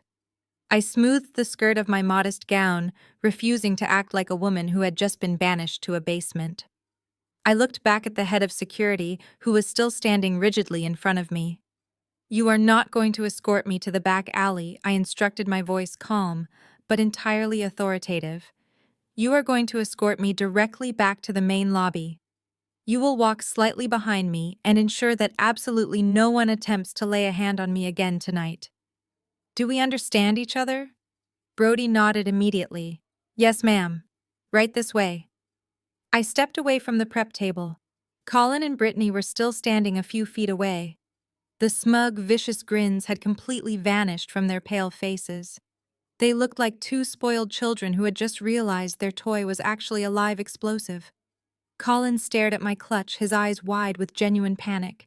He finally understood that the quiet, submissive woman he had been mocking possessed the power to destroy his entire privileged existence with a few keystrokes. He opened his mouth to speak, but the words died in his throat. He had absolutely nothing left to say. I did not even grant them the dignity of a second glance. I walked right past them, my heels clicking sharply against the greasy tile floor. Brody followed closely behind me, his large presence now acting as my personal shield rather than my executioner. We navigated through the chaotic catering kitchen, moving past the bewildered staff who parted to let us through. We reached the service doors, and I pushed them open, stepping out of the sweltering heat of the basement and back into the cool, air-conditioned service hallway. The walk back toward the main floor felt entirely different than my forced exile just 20 minutes ago. I was no longer a humiliated wife being dragged away in shame. I was a corporate executive marching back into the light to reclaim my dignity and execute my job. The heavy mahogany doors leading to the grand lobby loomed ahead. I pushed them open and stepped into the opulent, brightly lit foyer of the Sapphire Hotel. The main lobby was a cavernous space featuring towering marble columns, massive crystal chandeliers, and polished brass fixtures. Tonight, however, it simply felt like a stage waiting for its final act. The area was mostly empty of regular guests, having been cleared to prepare for the highly anticipated arrival of the Carmichael Holdings delegation. Near the towering glass entrance doors stood the entire family. Harrison was aggressively pacing across the mosaic floor. He frantically barked orders, orchestrating his family into a lineup to greet the billionaire investor supposed to save them from ruin. Beatrice stood rigidly smoothing her silver silk gown. Trenton adjusted his tie, his face flushed with anticipation. They were desperately waiting for their financial savior to arrive. "Straighten your posture," Harrison snapped, pointing at my husband. "This man controls billions. You need to project absolute confidence. And where is Colin? That boy needs to be out here right now. We need to look like a thriving dynasty." Beatrice patted her hair. "Colin is likely handling a minor detail," she soothed, her voice trembling with anxiety. "Do not worry about Josephine. I made sure she is locked away scrubbing plates. She will not ruin this." I took a slow, deep breath, feeling a profound sense of calm settle over my body. I stepped out from the hallway and walked directly into the center of the expansive lobby. The sharp clicking of my heels echoed loudly, instantly cutting through Harrison's frantic commands. "Actually, Beatrice," I said, projecting my voice across the floor. I decided I was finished with the dishes. The entire family whipped their heads around in unison. Their expressions morphed from nervous anticipation to absolute shock. Trenton's jaw dropped open. Beatrice let out a sharp gasp, her hand flying to her diamond necklace. Harrison froze mid-step, his eyes bulging as he stared at me. I walked forward with measured, confident steps. Brody flanked me, standing tall and silent just behind my right shoulder. The visual of the head of security acting as my personal bodyguard completely shattered their understanding of the situation. They expected to see me thrown out into the garbage alley, broken and weeping. Instead, they saw a woman moving with the absolute authority of a queen. I stopped about 10 feet away from their carefully arranged greeting line. I held my head high, refusing to hide the dark, swelling bruise on my cheek. "What are you doing out here?" Harrison bellowed, his shock quickly boiling over into rage. His face turned a deep shade of purple. He took a furious step toward me, hands balled into tight fists. "Did you not hear the instructions you were given? You are a disgrace to this family. We are minutes away from securing the most critical business deal of our entire lives, and you dare to show your bruised face in this lobby." Trenton stepped forward, his eyes darting frantically between me and the glass entrance doors. "Josephine, you need to leave right now," he hissed, his voice cracking with desperation. "You are going to ruin everything. Brody, what are you doing? I told you to throw her out the back. Brody did not move a muscle. He kept his hands clasped in front of him, staring straight ahead, completely ignoring Trenton's frantic demands. He knew exactly where the real power in this room resided. Harrison lost the last shred of his composure. He marched directly toward me, his face twisted with pure malice.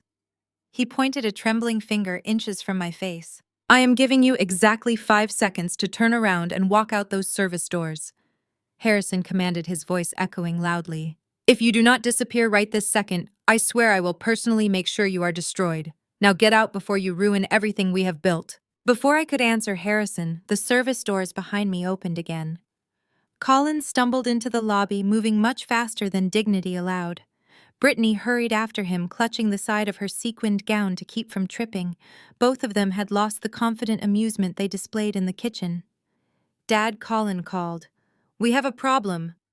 Harrison turned on him with murderous irritation. What are you doing here?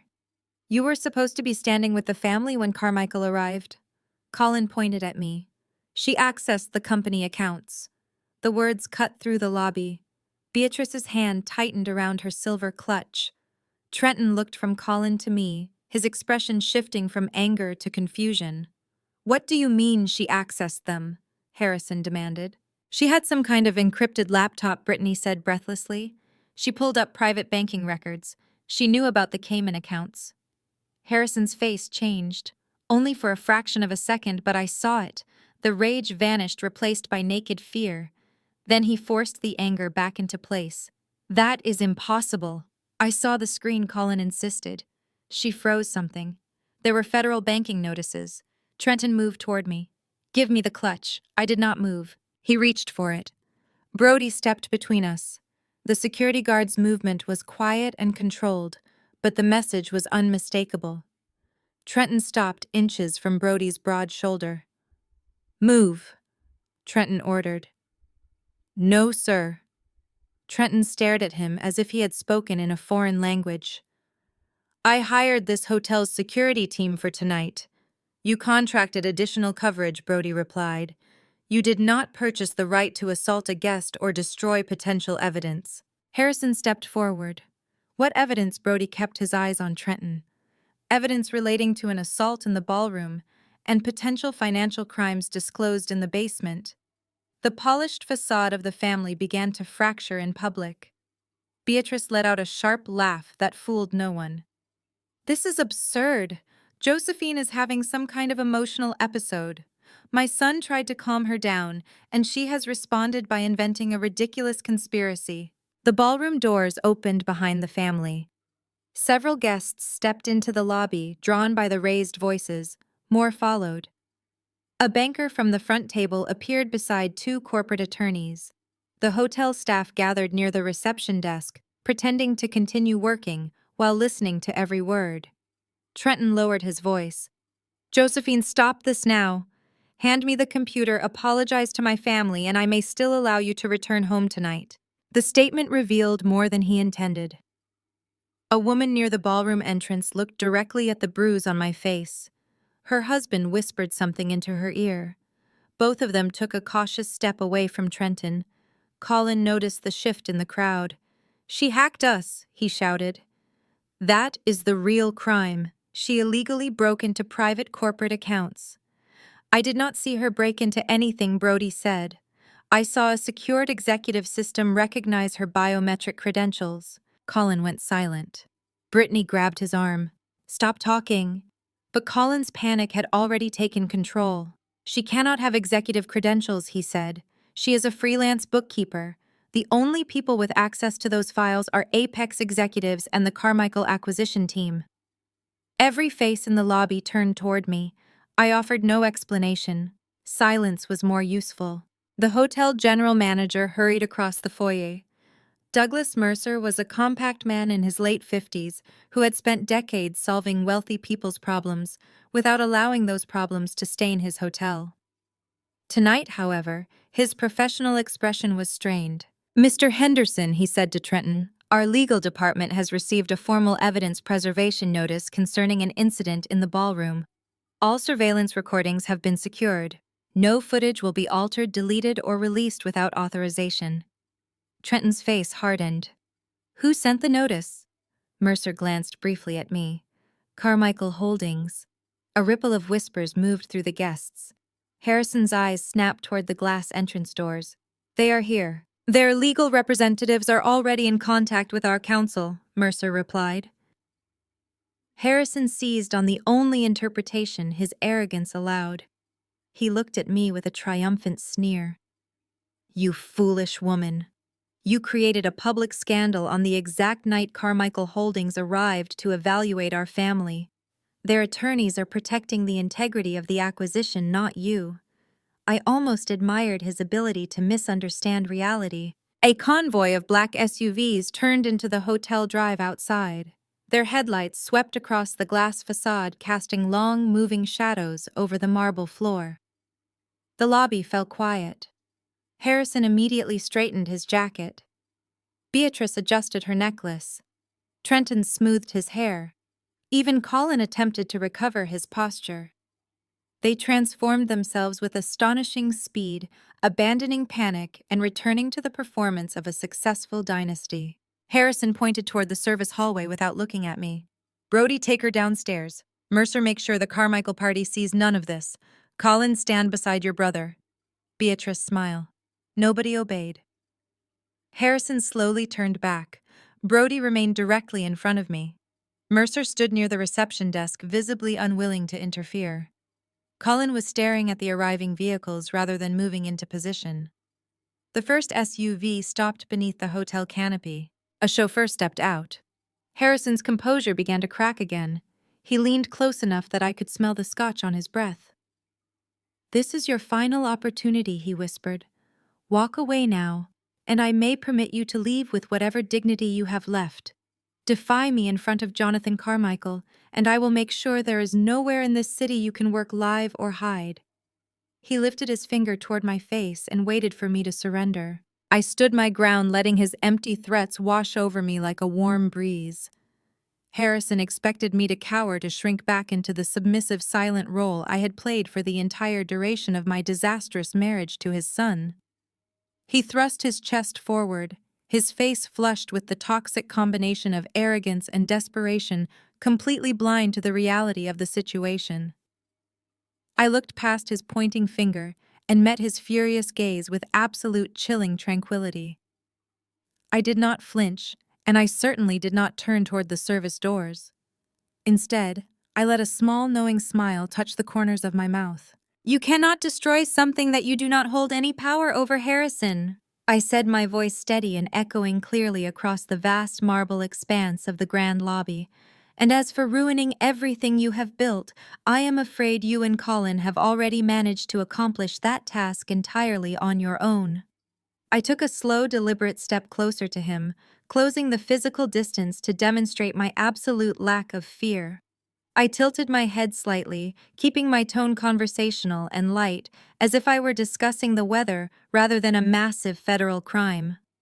I suppose building an empire is quite difficult when your foundation consists of a hidden $42 million deficit, I stated smoothly. The words struck him like a physical blow. Harrison froze, his pointing finger slowly lowering as the color began to drain rapidly from his flushed cheeks. I did not give him a single second to recover his shattered composure. I simply continued speaking casually, reciting the information that was about to dismantle his entire life. Routing number 021000021. Account ending in 4479 registered to a shell corporation in the Cayman Islands under your direct signature. I watched his eyes widen in pure, unadulterated terror as I recited a second account number, and then a third, perfectly listing the secret offshore pathways he had used to hide his failing company toxic liabilities. The deafening silence that fell over the family was profound. Beatrice grabbed Harrison's arm, her manicured fingers digging into his expensive suit jacket as she let out a quiet, terrified gasp. Colin took a heavy step backward, looking as though all the air had been suddenly punched out of his lungs. They realized in that exact moment that I was not bluffing. The pathetic little freelance bookkeeper they had spent years tormenting somehow possessed the exact coordinates of their most closely guarded, highly illegal financial secrets. The sheer impossibility of my knowledge shattered their arrogant reality. Trenton, however, did not freeze in shock. Instead, his initial confusion immediately boiled over into violent, uncontrollable panic. His eyes darted wildly around the lobby, terrified that someone else might have heard my devastating recitation of their crimes.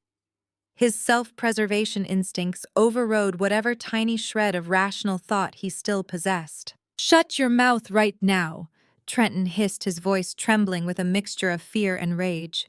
He lunged forward, closing the space between us with terrifying speed. His face was twisted into a hideous snarl, his fists clenched tightly at his sides. "You are completely insane, and you are going to ruin us all with these lies. Keep your mouth shut." He raised his right hand high into the air, fully intending to strike my bruised face a second time to silence me before I could expose any more of their devastating secrets. I braced myself, keeping my eyes locked onto his, refusing to give him the satisfaction of seeing me flinch. Brody stepped forward, moving to intercept my husband, but an entirely different force intervened before Trenton's hand could even begin its violent descent. A massive resounding crash echoed through the cavernous space as the heavy brass and glass entrance doors of the Sapphire Hotel were violently thrown open. The sound was so sudden and explosive that Trenton flinched, his raised hand freezing awkwardly in the air as he whipped his head around toward the entrance. The entire lobby went dead silent. Outside the glass walls, a fleet of idling black SUVs had silently assembled. A team of elite security personnel, dressed in immaculate dark suits, marched through the grand doorway with military precision. They fanned out across the intricate mosaic floor, instantly securing the perimeter of the lobby and establishing a formidable physical barrier. The hotel staff and the few remaining guests stood completely immobilized, watching the extraordinary scene unfold. Then the man himself stepped across the threshold. Jonathan Carmichael possessed the kind of sheer gravitational presence that instantly commanded absolute submission from anyone in his vicinity. He was a towering, silver-haired titan of industry, moving with the slow, deliberate confidence of a man who owned the entire world and everything in it. He wore a masterfully tailored charcoal suit that projected an aura of unfathomable wealth and untouchable power. Flanking him on either side were his top corporate lawyers, their faces set in grim, unyielding expressions. His piercing blue eyes, the exact same shade as my own, swept slowly across the brightly lit lobby. The air in the room seemed to grow cold heavy with the terrifying weight of his arrival. The transformation in my abusive family was instantaneous and utterly sickening to witness. Harrison, Beatrice Cullen, and Trenton completely forgot about my existence. The furious rage that had just twisted their faces melted away in a fraction of a second, immediately replaced by expressions of desperate, pathetic subservience. Trenton hurriedly lowered his hand aggressively, smoothing the lapels of his suit jacket and wiping the violent snarl from his mouth. Colin practically tripped over his own feet as he scrambled to align himself next to his father. Beatrice plastered on a sickeningly sweet, trembling smile, her hands anxiously fluttering to her diamond necklace. Harrison took a deep, shuddering breath, his posture morphing from aggressive intimidation to groveling humility. He enthusiastically stepped away from me, marching forward with his hands outstretched to welcome the billionaire he foolishly believed was here to rescue his bankrupt logistics company from total ruin. He possessed absolutely no idea that the man he was rushing to greet was my father, and that the acquisition deal was nothing more than a trap designed to bury him forever. I watched them scurry toward the entrance, behaving exactly like mindless, obedient insects drawn to a blinding light. They practically fell over each other in their desperate haste to impress the very man they were actively attempting to defraud. Jonathan stopped walking, allowing them to eagerly approach his imposing figure. Harrison extended both of his trembling hands, offering a deep, respectful bow that was dripping with fake sincerity and frantic hope. Welcome to the Sapphire Hotel, Mr. Carmichael Harrison announced, his voice practically shaking with joy. We are incredibly honored to finally meet you in person. We have prepared an exquisite reception for you upstairs. My father stopped several feet away from Harrison. His attorneys remained behind him, their expressions unreadable. One of them leaned toward him and quietly mentioned the preservation notice, but Jonathan did not respond. His attention moved across the lobby, taking in the gathered guests, Brody's position beside me, and the Henderson family's carefully arranged greeting line. Then his gaze reached my face. From that distance, he could already see the dark mark spreading across my cheek. Something changed in his posture. It was subtle enough that Harrison failed to notice, but I recognized it immediately. My father's shoulders became perfectly still. His jaw tightened. The businessman who had entered the hotel prepared to expose a fraudulent acquisition disappeared, replaced by a father measuring the distance between himself and the person who had harmed his daughter. Harrison mistook the silence for an invitation to continue. Harrison stood with his hands suspended in the air, his face stretched into an agonizingly desperate smile that looked more like a grimace of physical pain. He had spent months rehearsing this exact moment, practicing his posture in front of mirrors, memorizing the perfect opening lines that would secure his legacy and save his bankrupt company. He cleared his dry throat, the sound incredibly loud in the dead quiet of the opulent space, and launched into his carefully polished pitch. Mr. Carmichael, it is the absolute pinnacle of my professional career to welcome you to the Sapphire Hotel tonight. Harrison began, his voice trembling with a sickly sweet vibration that made my stomach turn. We have spared absolutely no expense for your arrival. My sons and I have prepared a comprehensive presentation outlining the magnificent future our two companies will share, and we have reserved the entire grand ballroom exclusively for your delegation. He took a hesitant step closer, practically vibrating with nervous energy, desperate to close the physical distance and force a handshake that would validate his entire existence. Trenton and Colin flanked him like loyal foot soldiers, nodding enthusiastically and mirroring their father's pathetic subservience. Beatrice clutched her expensive evening bag against her chest, her breathing shallow and rapid, as she waited for the billionaire to acknowledge their family's grand welcome. They had arranged themselves perfectly, a picture of affluent success, completely unaware that they were bowing to the architect of their impending destruction. Jonathan Carmichael did not offer a single word of greeting. He did not extend his hand to meet Harrison. He did not offer a polite nod, a customary smile, or even the slightest flicker of basic human acknowledgement. It was as if the sweating, desperate man standing directly in his path simply did not exist on the same physical plane. The towering titan of industry kept his broad shoulders squared and his piercing blue eyes locked entirely on me. With the slow, terrifying deliberation of a predator moving through tall grass, my father took a step forward. He walked right past Harrison's extended hands, brushing past the older man, with such complete indifference that the sudden breeze of his movement caused Harrison to stumble awkwardly backward. The rejection was so absolute, so profoundly humiliating that a collective breathless gasp rippled through the sprawling crowd of guests spilling out from the grand ballroom. Harrison stood completely frozen, his arms still awkwardly raised in the empty air, his mouth opening and closing silently like a suffocating fish. He looked frantically toward his sons, silently begging for an explanation, but Trenton and Colin were equally paralyzed. The sickeningly sweet smiles had melted off their pale faces, replaced by expressions of sheer, unadulterated confusion. Beatrice let out a soft, whimpering sound, clutching her diamond necklace so tightly that her knuckles turned stark white. The entire carefully constructed illusion of their dominant family dynasty shattered into millions of jagged pieces upon the cold marble floor. The heavy, synchronized footfalls of my father's elite security detail echoed like a military drumbeat against the polished marble as they followed his commanding lead.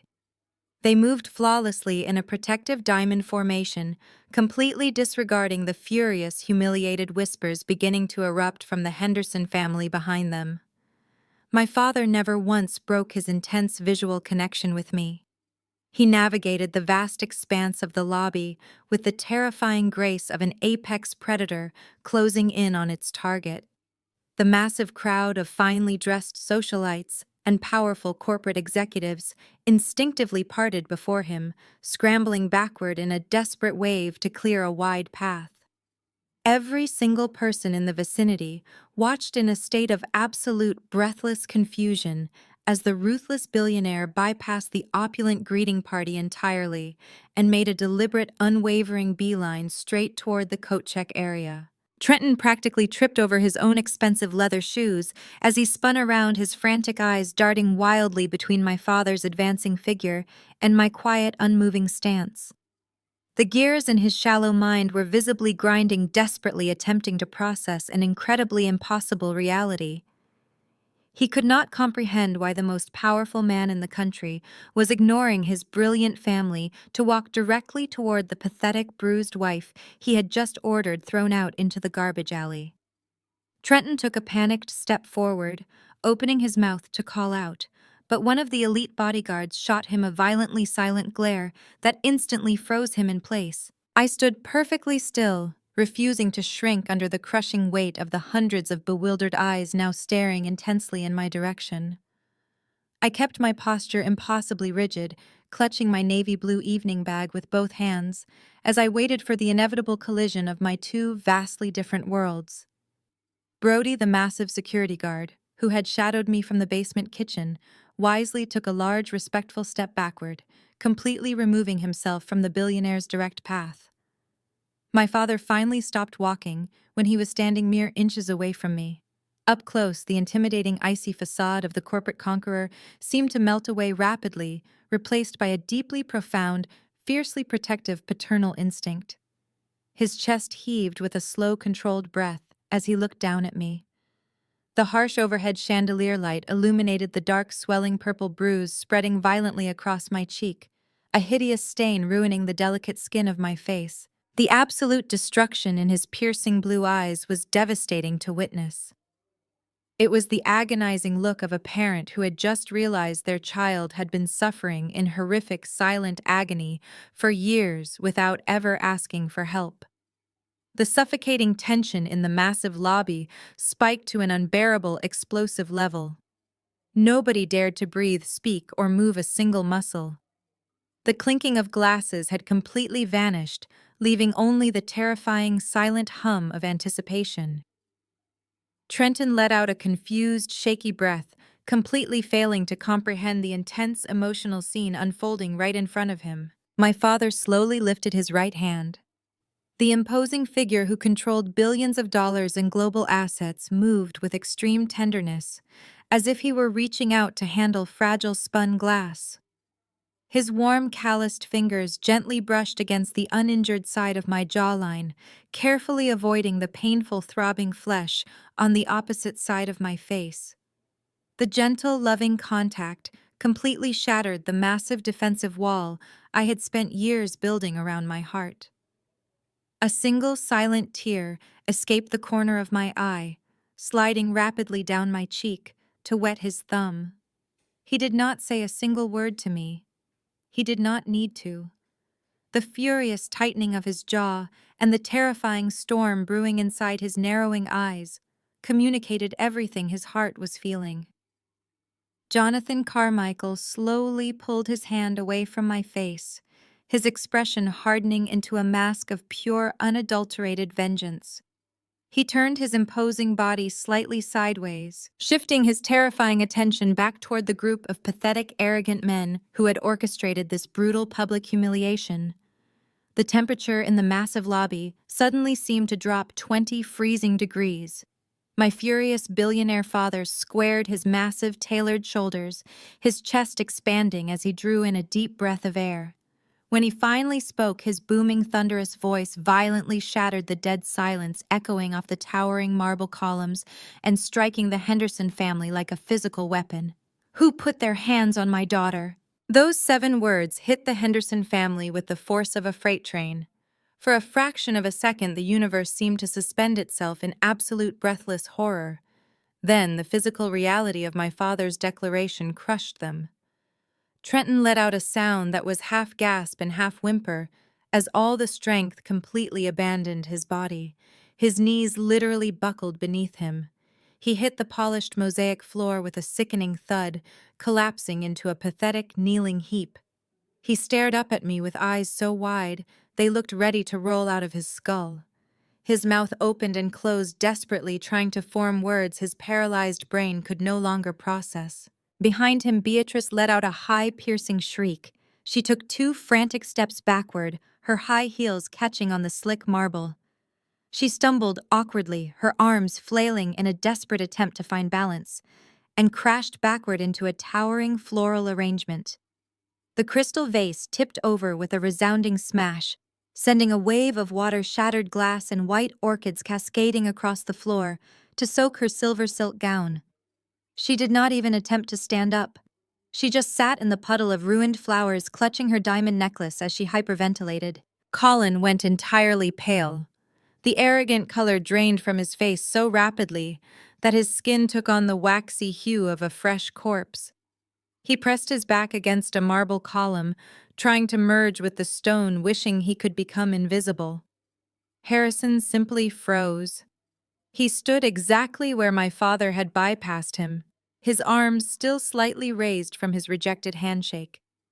The realization that the billionaire savior he had been groveling to was the fiercely protective father of the woman he had just threatened to destroy was visibly short-circuiting his mind. My father did not care about their shock. The fury radiating from his massive frame was a living, breathing entity. He took a slow, menacing step toward Trenton, who was still trembling on the floor. His hands balled into tight fists, ready to unleash paternal vengeance upon the man who dared to strike his child. I knew exactly what my father was capable of when his family was threatened. He possessed the power to obliterate Trenton right there in the grand lobby, and the security detail would have happily watched it happen. But this was not just his fight. This was my life, my suffering, and my grand finale. I reached out and placed my hand gently over his clenched fist. The warm, familiar contact made him freeze. He looked down at me, the terrifying storm in his blue eyes warring with his deep love for me. "Do not soil your hands on him, Dad," I said, my voice quiet but carrying a sharp, unyielding edge that only he would fully recognize.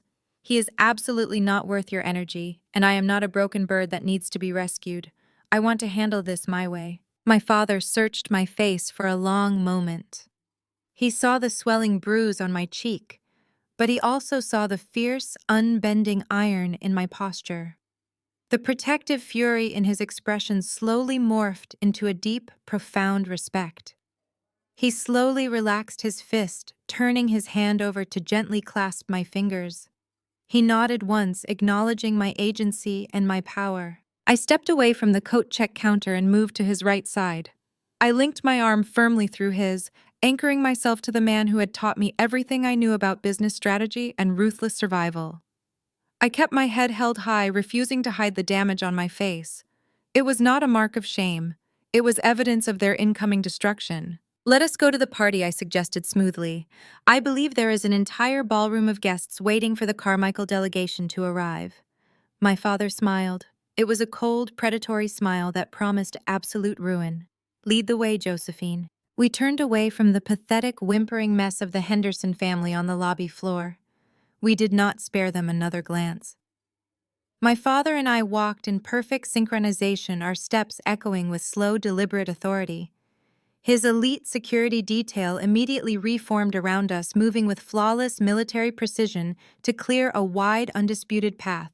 The crowd of onlookers that had spilled out into the lobby scrambled frantically to get out of our way. The wealthy socialites and powerful executives pressed themselves against the walls, their faces pale with shock and morbid fascination. The murmurs and whispers swept through the crowd like a wildfire. They had all witnessed the Hendersons treating me like dirt. They had all heard my father claim me. They knew they were watching a historic, catastrophic shift in power. We reached the towering mahogany doors that led into the grand ballroom. The massive space was a breathtaking display of extravagant wealth. Crystal chandeliers cast a warm, golden glow over the 330 elite guests, who represented the pinnacle of the city's financial and social hierarchy. Waiters in crisp uniforms stood frozen with trays of champagne. The string quartet, which had been instructed to play celebratory music upon my father's arrival, sat perfectly still, their bows resting silently across their instruments. The entire room had gone dead silent. The rumors from the lobby had clearly preceded us. Every single face in the expansive ballroom was turned toward the entrance, waiting in breathless anticipation. I unlinked my arm from my father's and stepped slightly ahead of him. I walked directly into the center of the grand ballroom, feeling the heavy collective stare of 330 powerful people tracking my every move. I did not shrink. I did not falter. I strode with the absolute confidence of a woman who owned the very ground they were standing on. I navigated through the sea of perfectly decorated tables, heading straight for the raised stage at the front of the room. A beautifully crafted wooden podium stood at the center of the stage, flanked by massive screens that were currently displaying the Carmichael Holdings corporate logo. It was the exact spot where Harrison had planned to stand and deliver his triumphant speech about securing the billionaire investor. I reached the stairs and walked up to the stage. I crossed the platform and stepped directly behind the podium. A sleek black microphone sat in a polished stand. I reached out and snatched the microphone from its cradle, the sound of my movement echoing with a sharp electronic thump through the massive speakers positioned around the ballroom. I looked out over the sea of faces. I saw powerful bankers, wealthy investors, and influential politicians.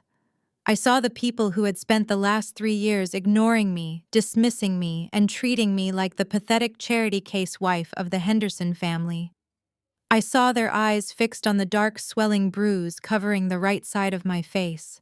I took a slow, deep breath, letting the absolute silence of the room stretch out until the tension became almost unbearable. I brought the microphone up to my lips. "Let me formally reintroduce myself," I said, my voice ringing out with crystal clarity, bouncing off the high ceiling and rolling across the stunned crowd. "I am Josephine Carmichael, head of acquisitions and majority shareholder of Carmichael Holdings." The collective gasp that rippled through the grand ballroom was a physical wave of sound. 330 elite guests, the absolute pinnacle of the city's financial and social hierarchy, stared at me in stunned, breathless disbelief. For 3 years, they had known me only as the quiet, submissive charity case wife of Trenton Henderson. I was the woman they ignored at gala dinners, the invisible accessory they brushed past to secure a moment with the supposedly powerful Henderson men. Now standing behind the polished mahogany podium, with my bruised face held high, and the billionaire titan of industry standing guard at the edge of the stage, I was completely unrecognizable to them. I let the heavy, suffocating silence stretch across the cavernous space. I wanted them to fully absorb the reality of my true identity. I wanted Harrison, Beatrice, Colin, and Trenton, who were still trembling near the lobby entrance, to feel the absolute crushing weight of their impending destruction. I did not wait for the murmurs to begin. I turned my attention to the sleek black laptop resting on the small presentation table next to the podium. This was the exact device Colin had mocked in the catering kitchen, the piece of equipment he thought was entirely harmless. I reached into my navy blue evening bag and pulled out the small encrypted thumb drive I had used to secure the devastating evidence. I slid the drive into the side of the laptop with a soft, satisfying click. I tapped the biometric scanner, unlocked the encrypted files, and reached for the thick HDMI cable resting on the table. The string quartet remained frozen in their seats, their bows hovering uselessly over their instruments. The catering staff stood completely paralyzed. I plugged the cable into my laptop. Above me, the 4 massive presentation monitors that hung from the soaring ceiling flickered to life. Harrison had spent weeks coordinating this specific technological setup. He had planned to use these towering screens to display a triumphant self-congratulatory anniversary slideshow celebrating the glorious history of the Henderson logistics empire. He wanted to project images of fake success to impress the Carmichael delegation and secure the acquisition deal that would save his sinking ship. Instead, the bright, cheerful corporate logos vanished into absolute blackness. A loud electronic hum echoed through the ballroom speakers as the first document flashed onto the massive screens in stark, high-definition contrast. It was not a smiling photograph of the Henderson family. It was a heavily redacted, highly classified internal tax return from 3 years ago. I leaned toward the microphone, my voice echoing with icy, unyielding precision. "We are gathered here tonight to celebrate the Henderson family legacy," I announced smoothly, my gaze sweeping across the sea of pale, shocked faces. "Harrison has spent the entire evening assuring you all that his empire is thriving, expanding, and ready for a multi-billion-dollar acquisition. He has paraded his sons before you, boasting of their operational expertise and financial acumen. But I believe it is time we examine the actual foundation of this magnificent dynasty." I clicked a button on the keyboard. A series of bright red circles appeared on the screens, highlighting specific numerical discrepancies on the tax returns. I directed everyone's attention to the highlighted figures. "What you are looking at are the real unadulterated tax documents for the past 3 fiscal years," I explained, keeping my tone strictly conversational and entirely devoid of emotion. "As you can clearly see, the Henderson Logistics Company has not turned a legitimate profit in over 40 months. In fact, they have been operating at a massive, unsustainable loss. To hide this catastrophic failure from their investors and from the federal government, Harrison and Colin Henderson systematically forged their annual returns.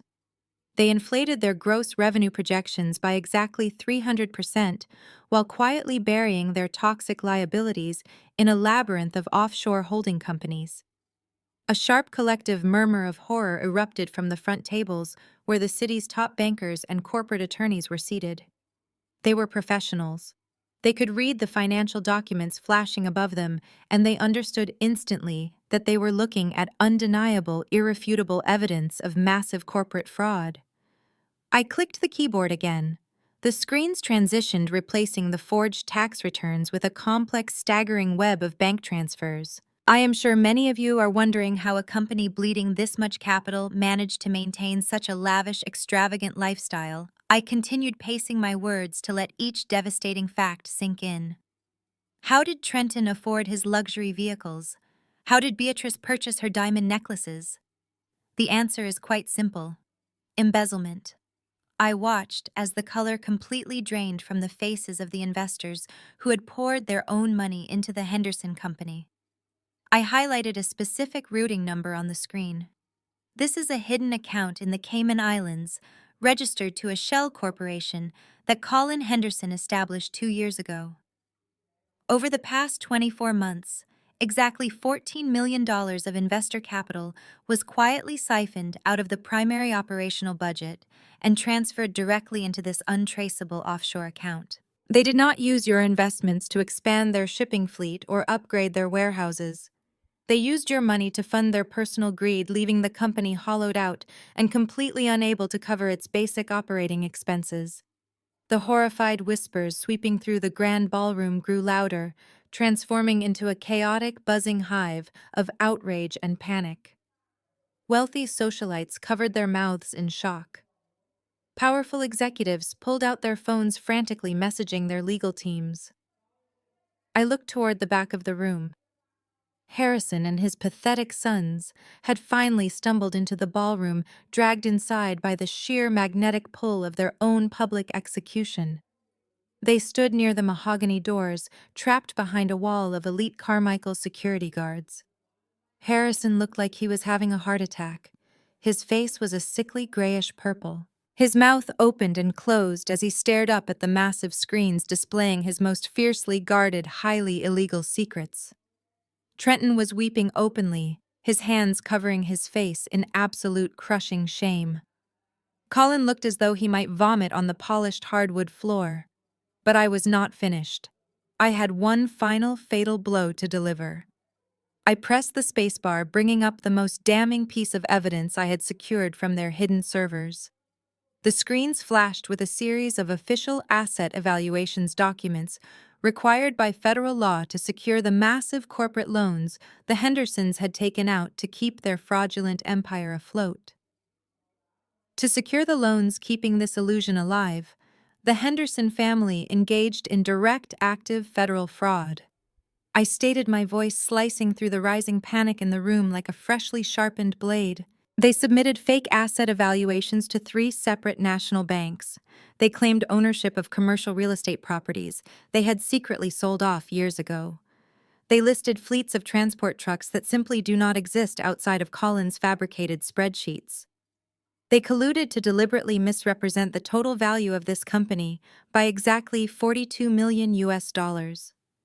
I stood completely still watching the scene unfold with a profound sense of lasting peace. I had dissected their fake wealth, stripped away their arrogant facade, and exposed the rotten, hollow core of their entire pathetic existence.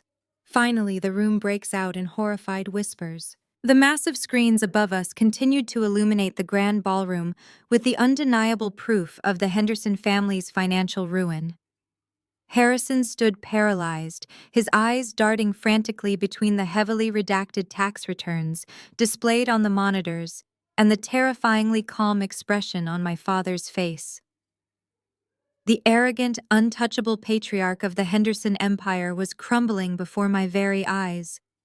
His broad shoulders slouched the bespoke tailoring of his expensive suit, suddenly looking too large for his deflating frame. The horrific reality of his situation finally pierced through his thick layers of delusion.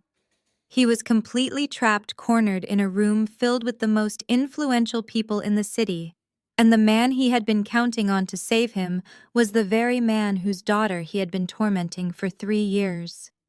Harrison took a shaky, uneven step toward my father.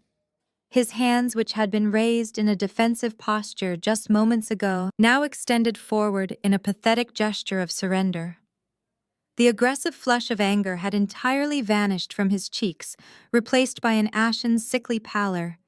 He opened his mouth to speak, but only a dry, raspy wheeze emerged at first. He swallowed hard, visibly, fighting to push past his terror. "Mr. Carmichael, please, you must listen to me," Harrison begged, his voice cracking loudly in the dead silence of the ballroom. "This is all just a terrible, terrible misunderstanding. The documents you are seeing up there, they do not tell the whole story. We can explain everything if you just give us a moment of your time in private. Please, I implore you, show some mercy. We are good people. We are a respectable family. You cannot let this ruin everything we have worked so hard to build." My father did not flinch. He did not step back. He simply stood there, an immovable mountain of cold, calculating power, and looked down at the groveling man with an expression of profound, absolute disgust. Jonathan Carmichael was not a man who entertained fools, and he certainly was not a man who forgave those who threatened his blood. He let Harrison dangle in the agonizing silence for a long, torturous moment, allowing the older man's desperate pleas to echo and fade into the vast, glittering expanse of the room. The elite guests watched in breathless fascination as the legendary billionaire dismantled the Henderson patriarch without lifting a single finger. When my father finally spoke, his voice was not raised yet. It carried a thunderous, unyielding authority that sent a physical shiver down my spine. It was a voice accustomed to ending careers and shattering empires with a single syllable.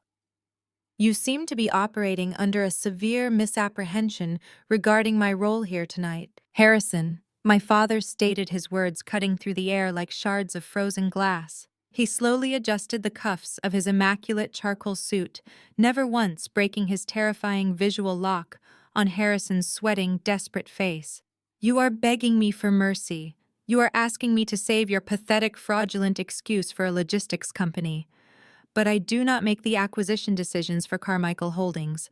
I never have." My father took a slow, deliberate step to the side, completely removing himself from the center of the stage and turning his imposing body slightly to gesture toward where I stood behind the mahogany podium. He looked at Harrison with a predatory, mocking calm. "My daughter is the chief executive officer. She holds the power. Pitch to her." The absolute finality of my father's words struck the Henderson family like a physical execution. Colin let out a soft, pathetic whimpering sound, and slowly slid down the smooth marble of the nearest column until he was sitting on the floor, burying his face in his hands.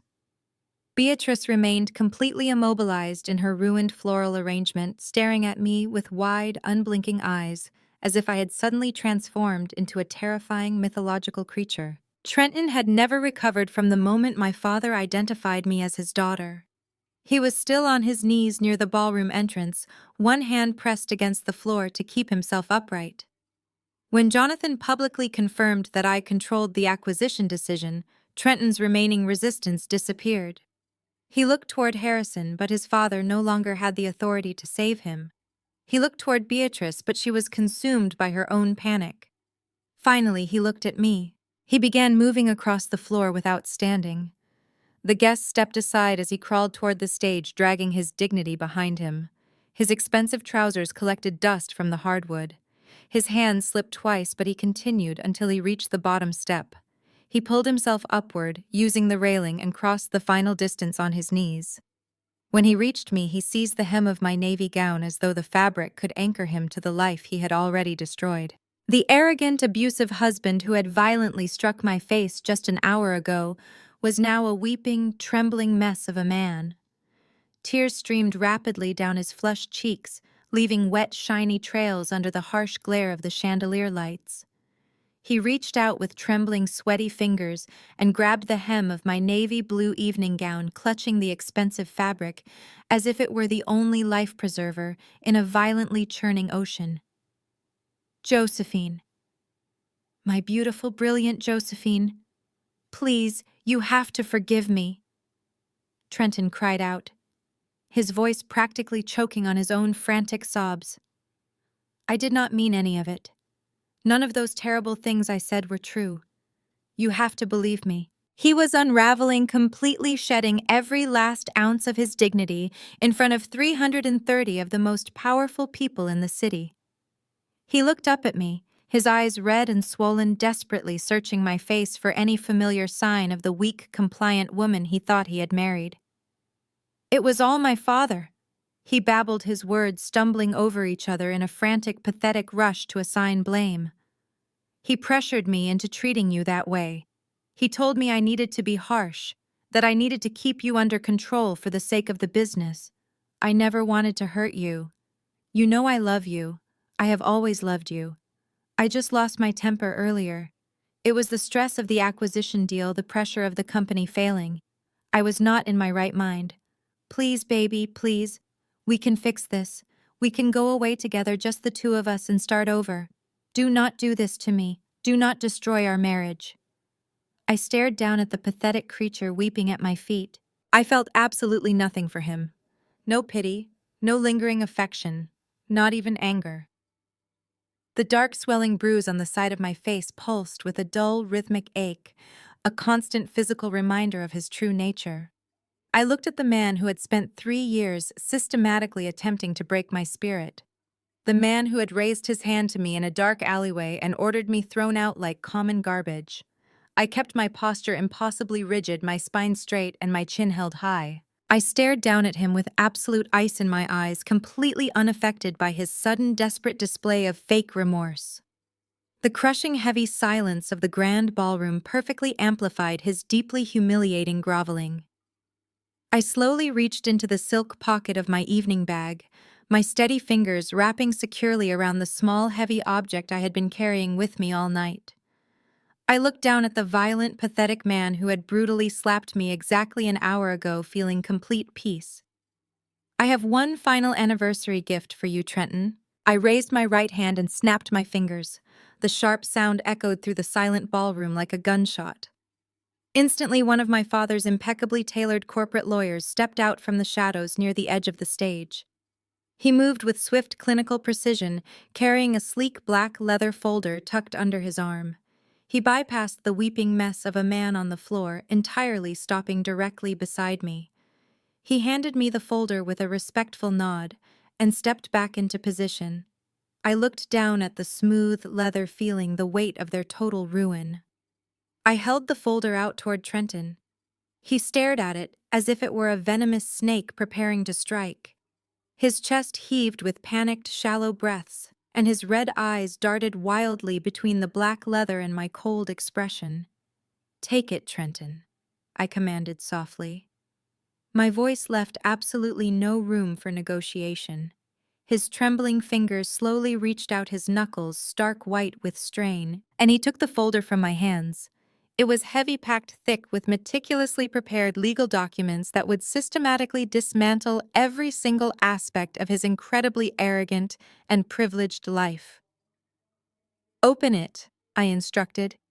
Trenton fumbled with the magnetic clasp, his hands shaking so violently that he nearly dropped the entire package onto the hardwood floor.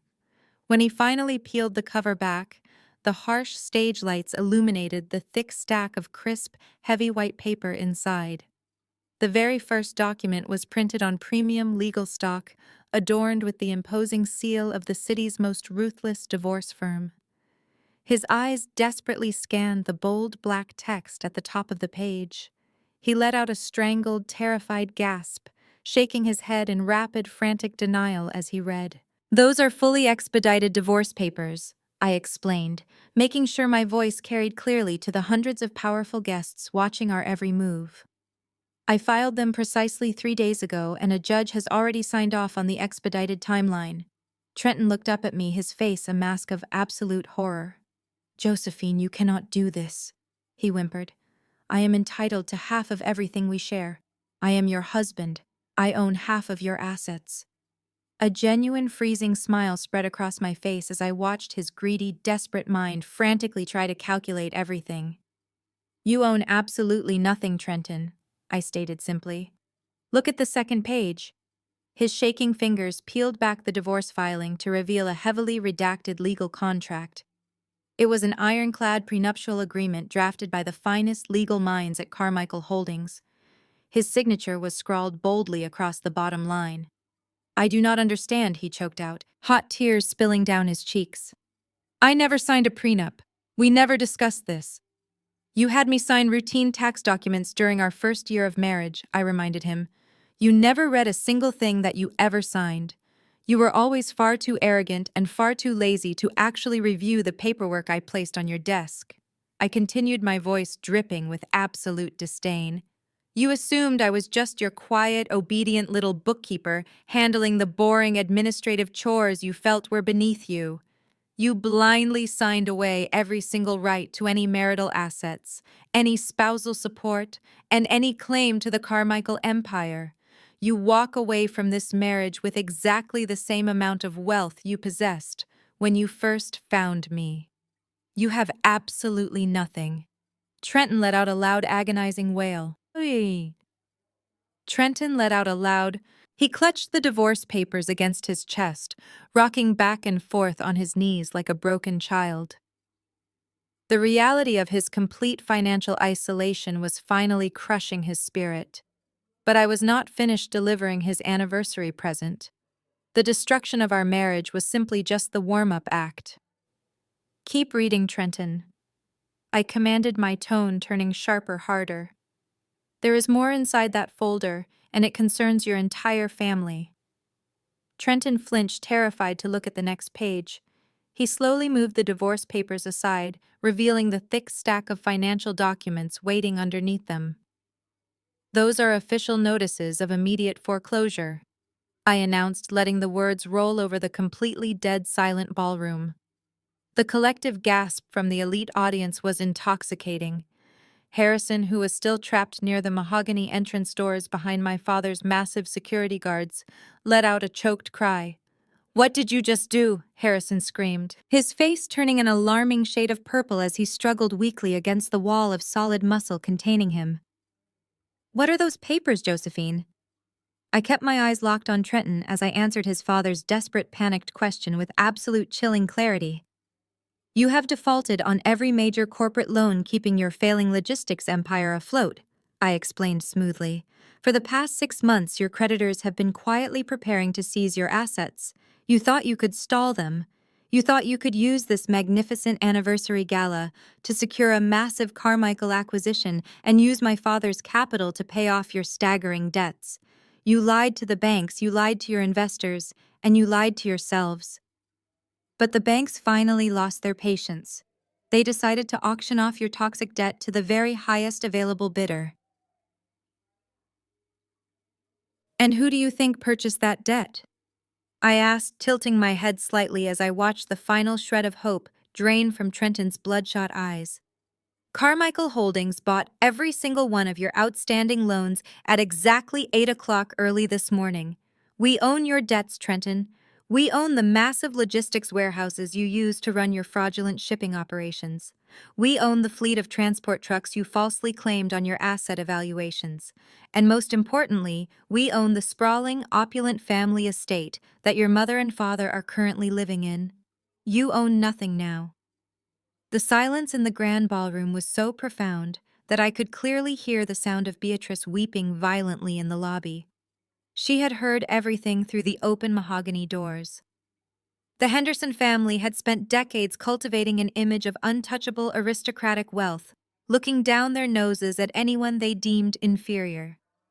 Now they were officially homeless, penniless, and facing imminent devastating federal prosecution for massive corporate fraud. Trenton stared at the foreclosure notices, his brain completely unable to process the total annihilation of his family legacy.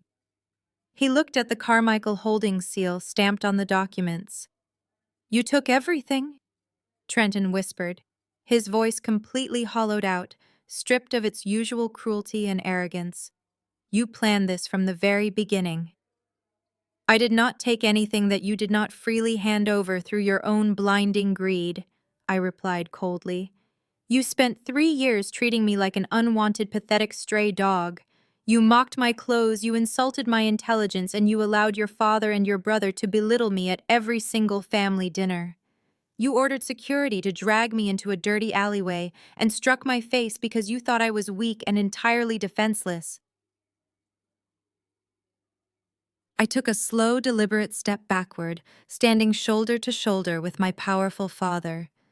The imposing billionaire placed a warm, heavy hand on my shoulder, staring at the broken man. We stood together, a wall of absolute power. I looked down at Trenton one final time. "Happy anniversary, Trenton." The heavy silence that followed my final words was not the stunned, breathless quiet of surprise, but the suffocating, absolute stillness of a completely confirmed execution. I watched Trenton stare blankly at the leather folder in his trembling hands, the undeniable reality of his total destruction finally breaking his arrogant brain. He let out a hollow, agonizing sound, curling his body inward right there on the polished hardwood stage. He was no longer the confident, abusive heir to a massive logistics empire. He was nothing but a broken, penniless fraud weeping at my feet. I did not look at him again. I shifted my gaze out toward the grand ballroom, and the true extent of the Henderson family ruin began to unfold in real time. The 330 elite guests, the very people Harrison and Beatrice had spent decades desperately trying to impress and manipulate, moved, as if guided by a single collective instinct of sheer disgust. They did not just murmur or whisper anymore. They actively, physically turned their backs on the stage. The wealthy socialites who had been eagerly drinking the Henderson champagne just an hour ago placed their crystal flutes down on the nearest tables with sharp, synchronized clinks. Powerful executives and city politicians stepped away from the center of the room, treating the space around the mahogany doors where Harrison and Colin were trapped as if it were highly infectious. Nobody wanted to be associated with a family that had just been exposed for committing massive federal fraud against the very institutions and investors standing in that exact room. The exodus began with the city top investment bankers. I watched a wealthy man in a bespoke tuxedo, the head of a major venture capital firm that Harrison had been courting for months, pull out his sleek cell phone. His face was a mask of cold, calculated fury. He did not hesitate. He tapped the screen rapidly, initiating an emergency call to his legal and financial teams. All around the magnificent ballroom, dozens of other investors followed suit. The glowing screens of expensive smartphones illuminated the dim edges of the crowd as funding was actively, aggressively pulled. Deals were canceled, credit lines were immediately frozen, and emergency asset freezes were initiated right there, under the glittering crystal chandeliers. Harrison watched this happen from his captive spot near the exit. His chest heaved as he frantically tried to make eye contact with men he had called his close friends. Men he had played golf with just last weekend. They completely ignored him. Their complete rejection was a devastating, fatal blow to his massive ego. He reached a trembling hand out toward a passing banker, pleading silently. But the man simply adjusted his suit jacket and walked briskly out the open doors, not sparing Harrison a single pathetic glance. Then came the sound that finally shattered the last remaining fragment of the family-manufactured reality. Beatrice, still trapped in the lobby just outside the ballroom doors, let out a wail so loud and so filled with absolute despair that it echoed off the high, soaring ceilings. It was not a cry of sadness for her family. It was the agonizing, terrified shriek of a highly narcissistic woman watching her entire social standing evaporate into nothingness. She scrambled to her feet, her ruined silver silk gown dripping with dirty flower water, and tried to grab the arm of a passing socialite. The woman pulled her arm away with a look of profound, unhidden revulsion, brushing her sleeve as if Beatrice had soiled her expensive fabric. Beatrice fell to her knees, weeping hysterically, realizing that she would never again be invited to a charity gala, never again host a country club luncheon, and never again be anything other than a complete pariah in the city she thought she ruled. Colin, who had been sitting against the marble column in a state of pale shock, finally vomited. The sound was wretched and loud, echoing the absolute sickness of their situation. He curled into a tight, shaking ball on the floor, knowing his fake spreadsheets and offshore Cayman Island accounts were going to send him to federal prison. I felt my father's heavy, warm hand gently squeeze my shoulder. We stood together in perfect silence, watching the empire crumble precisely as we had designed. But the orchestrated dismantling of their fraudulent lives was not quite finished. From far outside the thick insulated walls of the luxury hotel, a faint rhythmic sound began to pierce the quiet tension of the ballroom. At first it was just a distant piercing hum echoing through the busy city streets. But within seconds the sound grew louder, multiplying and layering until the unmistakable wail of multiple police sirens filled the night air. The flashing red and blue lights began to reflect brightly against the tall, arched windows of the grand ballroom, casting an eerie, frantic glow over the terrified faces of the Henderson family. Harrison jerked his head toward the windows, his eyes wide with a new raw terror. He looked back at me, his mouth trembling. "You called the police?" He choked out, his voice barely a raspy whisper. "I did not call them tonight, Harrison," I replied, my voice projecting clearly across the room. "My legal team submitted every single piece of unassailable fraud evidence to the federal authorities and the city police department exactly 3 hours ago, long before my father and I even arrived at this hotel. I ensured the warrants for your immediate arrest were signed and completely finalized before you even took your first sip of anniversary champagne." The heavy mahogany doors at the front entrance of the hotel burst open, and a swarm of uniformed police officers and federal agents flooded into the lobby. They moved with swift, tactical precision, their badges flashing under the bright lights as they marched directly toward the ruined family. Their reign of terror and toxic arrogance was officially and undeniably over, for good. The agents separated into coordinated teams the moment they entered. 2 moved toward Harrison while another pair secured Colin near the marble column. A female officer approached Beatrice, and hotel security was instructed to keep every exit clear. No one shouted, and no weapons were raised. Their calm efficiency made the Henderson family's panic look even more helpless. Within seconds, the ballroom had ceased to be a gala and become an active federal crime scene. I watched from the stage as 2 federal agents approached Harrison. He did not fight them. All the fight had completely drained out of his imposing frame, leaving behind nothing but a hollow shell of a man. His hands trembled violently as they secured the steel cuffs around his wrists. He looked so incredibly small, so entirely pathetic, stripped of his bespoke suits and his offshore accounts. Colin was next. He was still curled into a tight ball near the base of the decorative column, weeping loudly and pleading with anyone who would listen that he was following the orders of his father. The federal agents hauled him to his feet with zero sympathy. The remaining elite guests, who had not already managed to flee through the side exits, simply stood in absolute stunned silence, watching the total dismantling of a dynasty they had once revered. I felt a profound sense of closure wash over me. The adrenaline that had carried me through the past hour began to slowly recede, leaving behind a deep, anchoring calm. I looked down at the mahogany podium. My black laptop was still projecting the undeniable evidence of their crimes onto the massive screens above. I carefully ejected the encrypted thumb drive and slipped it back into my navy blue evening bag. I closed the laptop with a soft, definitive click. I stepped around the podium and walked slowly to the edge of the stage. Trenton was still kneeling precisely where I had left him. He had stopped wailing, but tears continued to stream steadily down his flushed, swollen face.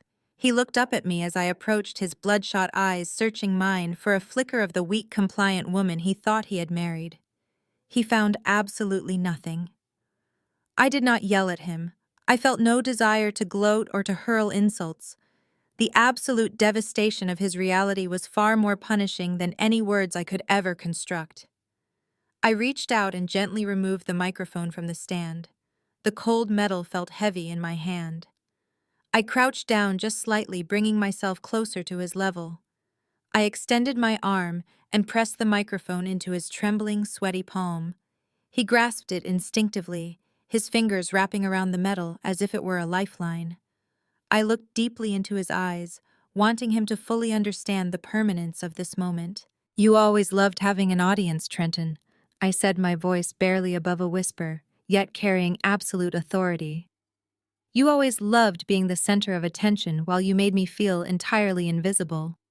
The stage is entirely yours now. Tell them all exactly who you really are." I stood up and smoothed the skirt of my evening gown. I turned my back on him without a single ounce of hesitation or regret. My father was waiting for me at the bottom of the stage steps. His expression was a mixture of fierce pride and deep paternal affection. He extended his right arm toward me. I linked my arm securely through his, feeling the solid, comforting warmth of his presence. We did not rush. We walked through the center of the grand ballroom at a slow, deliberate pace. The remaining guests parted before us, like water clearing a wide path, out of sheer respect and perhaps a lingering touch of fear. Nobody dared to speak to us. Nobody dared to meet the gaze of my father. We passed the ruined floral arrangements, the overturned champagne flutes, and the discarded crystal glasses that littered the tables. We walked right past Beatrice, who was now being questioned by a female police officer near the cloakroom. She was shivering uncontrollably, her ruined silver dress clinging to her frame. She looked up as we passed, but I simply kept my head held high, my spine perfectly straight. We reached the massive front brass doors of the Sapphire Hotel. The doorman, who was staring wide-eyed at the chaos unfolding inside, scrambled to pull the heavy doors open for us. The cool night air hit my face instantly, washing away the stale, suffocating scent of the toxic world built by the Henderson family. The street outside was illuminated by the frantic, strobing red and blue lights of half a dozen police cruisers. We walked down the wide concrete steps and climbed into the waiting black town car. As the vehicle pulled away from the curb, I looked out the tinted window one final time, leaving my abusers trapped inside to face the absolute ruin they had so carefully built for themselves. 3 months later, the autumn sun hung bright and golden over the bustling city. I stood near the massive floor-to-ceiling windows of my new executive office, looking out over the sprawling, endless skyline. The view from the 42nd floor of the Carmichael Holdings Tower was nothing short of breathtaking. The glass walls of my office bathed the large room in clean, natural light, reflecting off the polished hardwood floors and the sleek, modern furniture I had personally selected. I held a steaming mug of black coffee in my hand, savoring the quiet, peaceful morning routine that belonged entirely to me. There were no more insults about my clothing. There were no more backhanded compliments about my intelligence. There was no more shrinking myself down to fit into the suffocating little box the Henderson family had constructed for me. I was finally breathing clean air. I walked over to my desk. As the chief executive officer of Carmichael Holdings, I was now commanding an empire. I sat down in my chair. I was the architect of my own power. I was finally free. What happened at the Sapphire Hotel was not the moment I became powerful. It was the moment I stopped hiding the power, judgment, and self-respect I had possessed all along. For years, I believed patience could transform cruelty into kindness. I confused silence with loyalty and endurance with love. Trenton and his family benefited from that mistake.